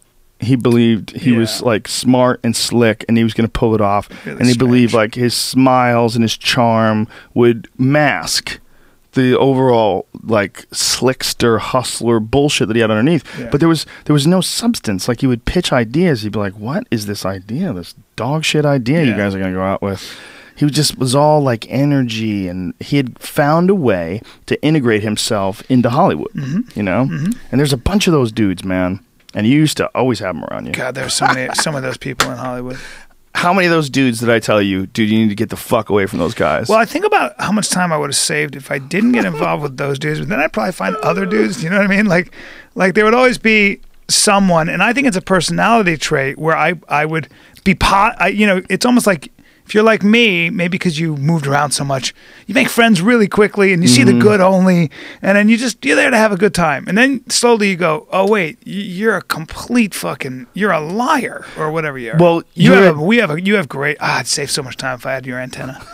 You're a genuine, my antenna's not flawless, man. There's a dude that slipped through the wire. There's a couple people that slipped through the wire. But that one of them is that Rafael Torre guy. I didn't really know him, though, so I can't really. I don't know. He was friends with Eddie Bravo, and he turned out to be a fake Brazilian Jiu-Jitsu black belt, and he murdered some guy. Oof. He's in jail right now for murder. He murdered some guy. He was like banging the guy's wife, and then like they had an insurance policy or something, and he killed the guy. Oof. Yeah. And was driving the guy's car. There's some crazy shit was going on. But when I met him, he didn't seem like a murderer to me, man. He seemed pretty fucking normal. And I didn't ever see him do martial arts, so I couldn't see like whether he was bullshit or not. I just met him at like a King of the Cage event and talked to him. But then you find out the guy's like a murderer, and now he's in jail for like, you're like, what? Yeah. How is, okay, shit. Maybe if I had a deal with him, maybe I had something going on where, you know, we were involved in something together, some business transaction or something, maybe I could have seen the bullshit. Maybe, but those guys are slick. That's their job. But he wasn't that slick, because I did eventually watch a video long after Eddie had outed him. Eddie had told him, like, get the fuck out of it. Eddie figured out that he wasn't really a black belt. This is before Eddie was even a black belt. Eddie was like a purple belt or a brown belt at the time. It was before he beat Hoyler. It was long before that. But we were in the car once, and Eddie fucking broke him down over the phone while we were in the car. Really? Yeah, the guy kept trying to hustle, and Eddie goes, stop. Are you a black belt in jiu-jitsu? I just need to hear this right now. Are you a black belt in jiu-jitsu? And there was this pause, and he would start some other nonsense, and this, that. Well, my dad learned Japanese jiu-jitsu. Just stop. Do you actually have a black belt in jiu-jitsu? Not your dad, not who you trained with. And he went, there was like a silent moment. Eddie goes, I don't want to talk to you ever again. Okay, you're a bullshit artist. Like you made me, I brought you around people. You made me look bad. Like you're not being honest. You're not an honest person. So after all that, then I saw a video of the dude working out. I saw a video of him doing like a spinning back kick on a pad. It's fucking comical. I mean, it's like someone showed him 20 minutes before. Wow. It was ridiculously bad. But he had a crazy story, this guy. He was such a hustler, such a bullshit artist, that he turned up at he told this guy, I need you to give me a ride in the woods. I'm going to this no rules karate kumite, and I'm going to be gone for a couple days. So come back and get me like around Saturday. So he has this big duffel bag with him. Okay, this big fucking full duffel bag. He takes it with him. He goes off this kumite, and then the guy comes back on Saturday, and now he's holding a trophy. Has the guy pick him up at the same spot. Says, yeah, I won this kumite and beat everybody, and now I got a trophy. And the guy's like, how, you fucking had a duffel bag that was filled with this fucking trophy. Oh, no. And you went to the woods. He told me to come get you in 2 days. So he probably walked home, took a nap, ate some food, went back up, waited for the dude to pick him up. You know, and then, yeah, man, I got the trophy. I won. So you never know. Like, my buddy Mitch told me this crazy story. He goes back to the high school reunion. And one of the craziest dudes was this guy, Fitzy. And Fitzy used to, like, he'd get on a car and you could drive 70 miles an hour. He was holding on to it. He was just crazy. Always the fun guy. And he'd fight and get crazy. So, and he was the sort of hometown, crazy, fun, fucking nutty kid. Good kid. Right. Fun and crazy. So Mitch goes back to his high school reunion in Tennessee, and he says, where the fuck is Fitzy? And his cousin, Fitzy's cousin, goes, bro, it's a bad story, man. And he goes, what do you mean? He goes, Fitzy's in jail, man. And he goes, what do you fucking, for what? And he goes, and everybody got weird. And he goes, he's just there for a while, and, you know, he's not coming out for a long time. What the fuck did he do? Well, it turns out Fitzy kept going to this Applebee's, and there was a waiter there. And the waiter would wait on him, and Fitzy and he became friends. And so one day Fitzy said, let's go to the cornfields and smoke a joint and hang out and see what we can do. No. They go to smoke a joint, and Fitzy tries to and does rape him, and then tries to kill him after raping him. A fight ensues. Mr. Applebee's runs through the cornfield, gets away, and goes, the authorities, please. I was just raped and attempted to murder. They tried to murder me. He was all cut up and stuff. And, Fitzy's in jail now. That's a weird thing. Tried to fuck a guy, fucking kill a guy. It's not what you hear of it. And hung out with the guy for a long time at Applebee's and befriended him and had actually planned the whole thing. Oh, my God. So you never know, ladies and gentlemen. You never know how crazy somebody fucking is. Yeah, what the fuck? The fun guy. He's fun. He was the fun guy. Hey, come on, buddy. Fitzy's here. He's got a rock. He's going to belly flop off the high dive. Boom. Yeah. Oh, my God. And now I'm going to fuck you. Oh, my God. Yeah. Oh. So, who knows? Who the fuck knows? Yeah. Those guys, when you grow up, too, like, you grow up in a neighborhood, there's like 50 dudes, whatever, that all kind of know each other. Like, that the potential for one fucking unbelievably crazy person is One so bad strong. egg. So strong, especially if you're in the city. Yeah. Have you ever seen that video of the kid who does a backflip off the top of a second-story building? No. Yep. Just a wild kid in the street. You know, there's always those wild kids who'll try anything. I have seen that video. This guy does. I have. And he makes it the first time and does it again. Oh, I didn't know about that. Yeah. The one that I've only seen one when a guy makes it, and then he's hanging out in a diner afterwards, and everybody's like, how the fuck did you do that? Yeah. He backed his back to the edge and then just flipped. Flipped through the air, landed, and collapsed on the ground. It was fine. It's one of the most incredible things. It's the craziest shit I've ever seen. Did it for $0. Didn't do it for a nickel. Like, I mean, maybe he had a bet, but whatever. I don't know, but it's the craziest thing I've ever... I remember that going, oh, that's the craziest thing I've seen. That shit, that's what happens when people grow up together. And one guy pushes another guy, and the next thing you got a Steve-O. You got some crazy fuck. Like Steve-O, right? You got some crazy fuck. Well, Johnny Knoxville's the most gnarly. They're all crazy. Yeah. They're all crazy. But look, Steve-O was with lions. He climbed a fucking tree, and the lions came up the tree, and they're swatting. They took his hat from him. Yeah. That is fucking crazy. But he talked about that, and that was a commercial he was doing. And he said, do they climb trees? No, don't worry, they don't climb trees. And when Steve-O was up there, the lion climbed up the tree and got onto him, and Steve goes, well, I'm going to die now. And the trainer took a raw chicken and waved it at the lion and got him away. But Steve-O told the story on.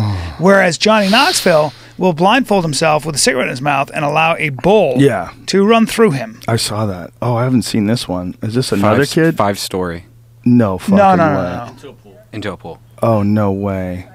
Why do I not want to see this? I don't either. It makes me so nervous. Is he going to die? It's on any bombs rolled up. Look at this. Oh, my God. Oh my God. That's a bad motherfucker. Oh my God. That's a bad motherfucker. Oh my God. Please don't do that at home, you guys. Please don't do that, anybody. Maybe I'm old. Please don't do that. That kid's crazy. Holy shit. What did it feel like while he was in the air? Like, what have I done? I don't know. I hope this works. Imagine what that felt like on his balls. Because your feet hit and then your balls. What's funny is he's not in the air for that long. That you know, it's what's so crazy. Like how fast you fall. Like, do that again. How many seconds was he in the air? Well, not very long. Don't watch it. I can't watch it. You can't. It makes you squeamish. Your voice just got high. I get super nervous. Don't. I do too. So scared.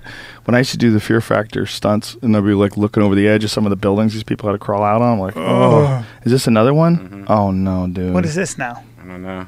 Oh no. Please stop it. Oh my God, this guy's gonna climb or he's gonna swing. This is not good. I don't know, man. I just don't think I want to see this. Well, I do now. Why? What's wrong with you? Because. So, it's not even another country. You got to push yourself. This is a different language. This guy could die for sure. What are you doing? What is he doing? Oh my God. Why are you doing that? Oh my God. Oh my God. Dude. It's close. Dude. So, look at this again. Oh no. That's so crazy. He barely made it. Look at that. What a jump though. That's insane. He missed by like inches. I don't even want to see inches, that. He would have smashed his knees apart. I have trouble sleeping with that. You know, that's an interesting thing. There was a study on why men do that, and they were trying to figure out what it is about men that makes them want to do like ridiculous stunts like that. And they said that when men do that, it makes them more sexually attractive to females. There's certain females that are attracted to men that don't have fear or are willing to overcome fear. And that it's somehow or another, they think, in some way connected to the idea of a brave warrior. Because a brave warrior faces something that everyone else is terrified of, but faces it head on. And that same sort of like reaction to watching someone do something that you know as a person is absolutely terrifying. When they see it, it gets them turned on. Like it makes total sense to me. Totally I think does, that's right? I think that's just a misplacement of energy. I mean, that guy would have been, okay. That's a misplacement, but isn't that or it's essentially? not. I'm just saying that he back in the day he probably would have been with a shield and charging into battle. That's what I mean. Well, I mean, isn't it? What I was saying is, isn't it essentially the same thing that makes someone like a crazy BMX rider when they do those flips? Yeah, man. That's kind of the same thing, right? Of course. It's also pushing yourself beyond what you think you can do. But But the BMX guy gets money. If you're a BMX guy and you do flips and shit and you're awesome at it, you can make a lot of money. I also think it's juice. It's also adrenaline. Look, man, getting into a ring every day and fighting dudes where you might get knocked out, that's pretty daredevil-y as well. That's pretty scary too. Oh, no doubt. Running punts back in the NFL, fucking scary. Yeah, Any but of that shit, Something about that is like when you're fighting, at least you're under your own sort of control in some sort of a way. Like you have to deal with somebody else, but if you know what the fuck you're doing, you can kind of mitigate a lot of shit. Sort of. At least you hope you can. That's the ultimate goal. But man, when you're fucking doing flips off a mountain, you're going off a mountain or a mountain bike, whoosh, whoosh, whoosh, bam, and then you're landing. Some of those guys are out of their fucking minds. I think you get addicted to the adrenaline too. 100%. Yeah. They must. I mean, if I didn't perform, I would die. Yeah, but I think it's a way crazier rush that they get. They're doing like 2 flips on TV and landing on a bike. They do motorcycles. They flip through the air on a motorcycle. Then what happens when that goes away? What happens when it lands on their body? That's horrible to watch. Well, Jason Ellis still has to do crazy shit. He got in the ring with Keith Jardine the other day, and he just put in a mouthpiece, no headgear, and goes, "Let's just slug it out." And he starts going at it with Jardine. Jardine just goes, "All right, you know what? Bang!" Just catches him with an uppercut, knocks him out. Jason was like, "It was fucking awesome." He just needs the juice. I was like, "But that's Jardine who hit you and knocked you out. That's not good for your brain." He's been shut off a bunch of times too. Yeah. I asked him about that once, and he said he's been out cold like 6 times. And that was like, I think that was like from skateboarding. Yeah. I don't even think that was It's from nuts. fighting. I know. He loves doing it, though. Sturdy dude, man. Yeah, but that causes depression. Like too much head trauma like that. Yeah. That causes you to do like shit Those that you football wish you players didn't shooting do. themselves in the chest Yeah. so that you can study their brain because they knew something was wrong. Yeah. Mark Gordon, the guy who's the expert in traumatic brain injury, Dr. Mark Gordon, he said it doesn't take much. He said you could have one wrong car accident where you don't even get injured. You just slam forward and like hit the steering wheel. Like you're fine. Everybody's fine. A little fender bender, and you're fucked. You're fucked. You're depressed for months. You don't know why. Wow. Your pituitary gland's just not functioning properly. Like your brain gets That's so why rattled. that's why a lot of people with brain injury go on hormone therapy because their body stops producing testosterone or any of that stuff. Yeah, well, there's a bunch of shit. Your dopamine levels drop, your serotonin levels drop, your human growth hormone levels drop. You get tired. They think that that's a lot of what they used to call chronic fatigue syndrome too. Oh wow. Chronic fatigue syndrome. They attribute to a couple different possibilities. One of them is Lyme disease. They didn't understand Lyme disease. Well, Lyme disease, they believe, like they didn't start diagnosing people with Lyme disease till like the fucking 80s or something like that. It was fairly recent disease. Right. But the other one they think might have been depression and head trauma, where they just don't want to get out of bed. Like remember that when they used to call it chronic fatigue syndrome? Yeah. Remember that? It was called. They had different words for it, but it was like Epstein-Barr virus and all that. My roommate in college had that for like a year. Yeah. I just had to. Well, I remember there was some girl that I didn't know, but I knew her like peripherally. And someone was like, yeah, poor girl, she's got chronic fatigue syndrome. I'm like, what the fuck is that? And I think Yeah, I don't know if she had been in a car accident or something, but I want to say she was. It's like a serious car accident. I'm trying to remember. It's too long ago. I might be confusing stories, but I remember thinking like I had met her before and she seemed normal, and now here she is.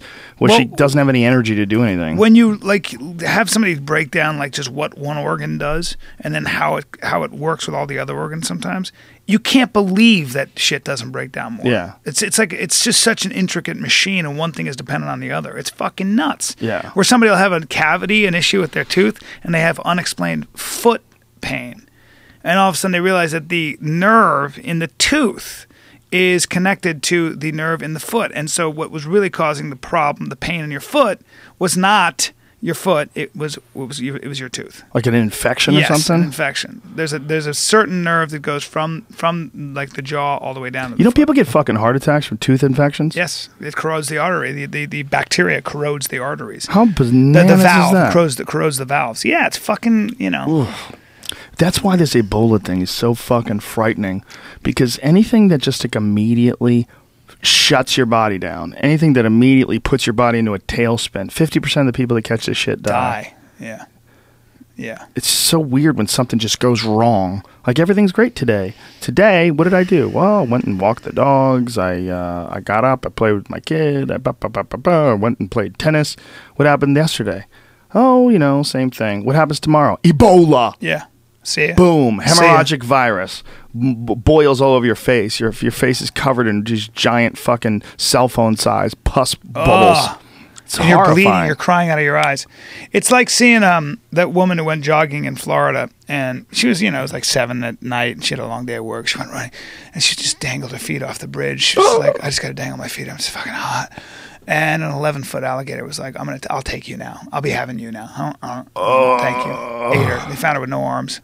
Took her arms. Fuck. Yeah, it's a good time. Alligator was like, I know I'm an alligator, and usually I don't do this because crocodiles do it. I'm going to do it today to you. You're going to be only 3 people or 4 people of the year that's going to be eaten by a fucking 11-foot dragon. That'll be me. Isn't that weird that alligators, they let them hang around because they're not too aggressive? It's like they're just docile enough. They usually run from you. That people don't just decide to fucking kill them on sight. But really, everyone in Florida should be up in arms. They should run out to the swamps and gun those fucking dinosaurs down.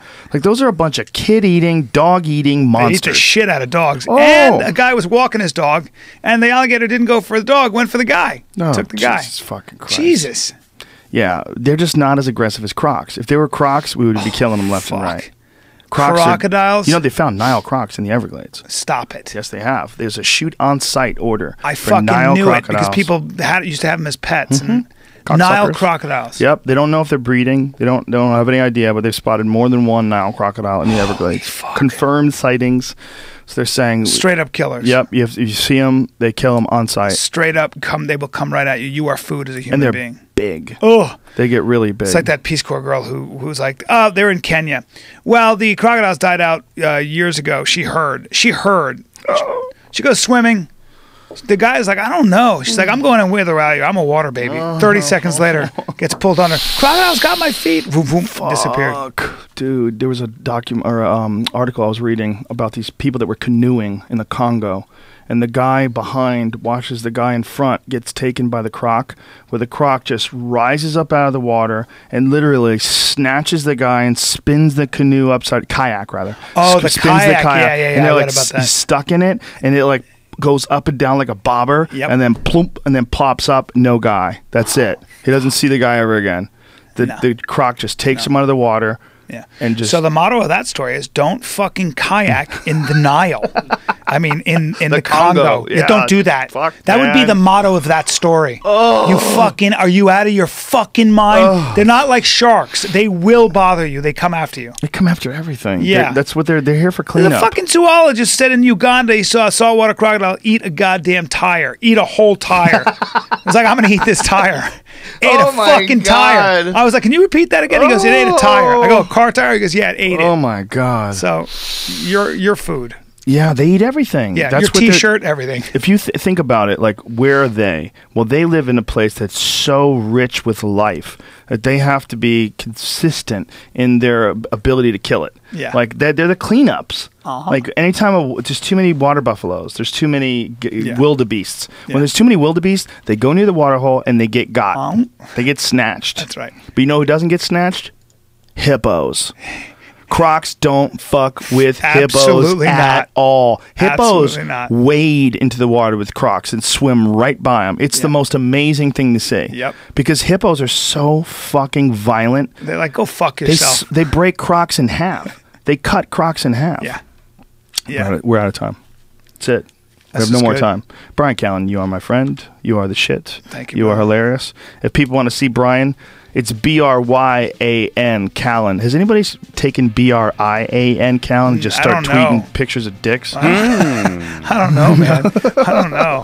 BRY. Bryan Callen on Twitter. All right, my friend. Much love. Anything to best. tell people? Where are you going to be again? I'll be in Atlanta Improv, October 16th, 17th, 18th. Come see me. Go see him. It's hilarious. Yeah. Very funny stand-up. Mm-hmm. Bryan, you got anything going on? Columbus, Ohio, and Grand Rapids, Michigan, and Indianapolis. You just go to deathsquad.tv, click on tour dates. Deathsquad.tv, click on tour dates. That's it, you fucks. We'll see you soon. Much love. Later. Big kiss. Mwah, mwah, mwah, mwah, mwah, mwah.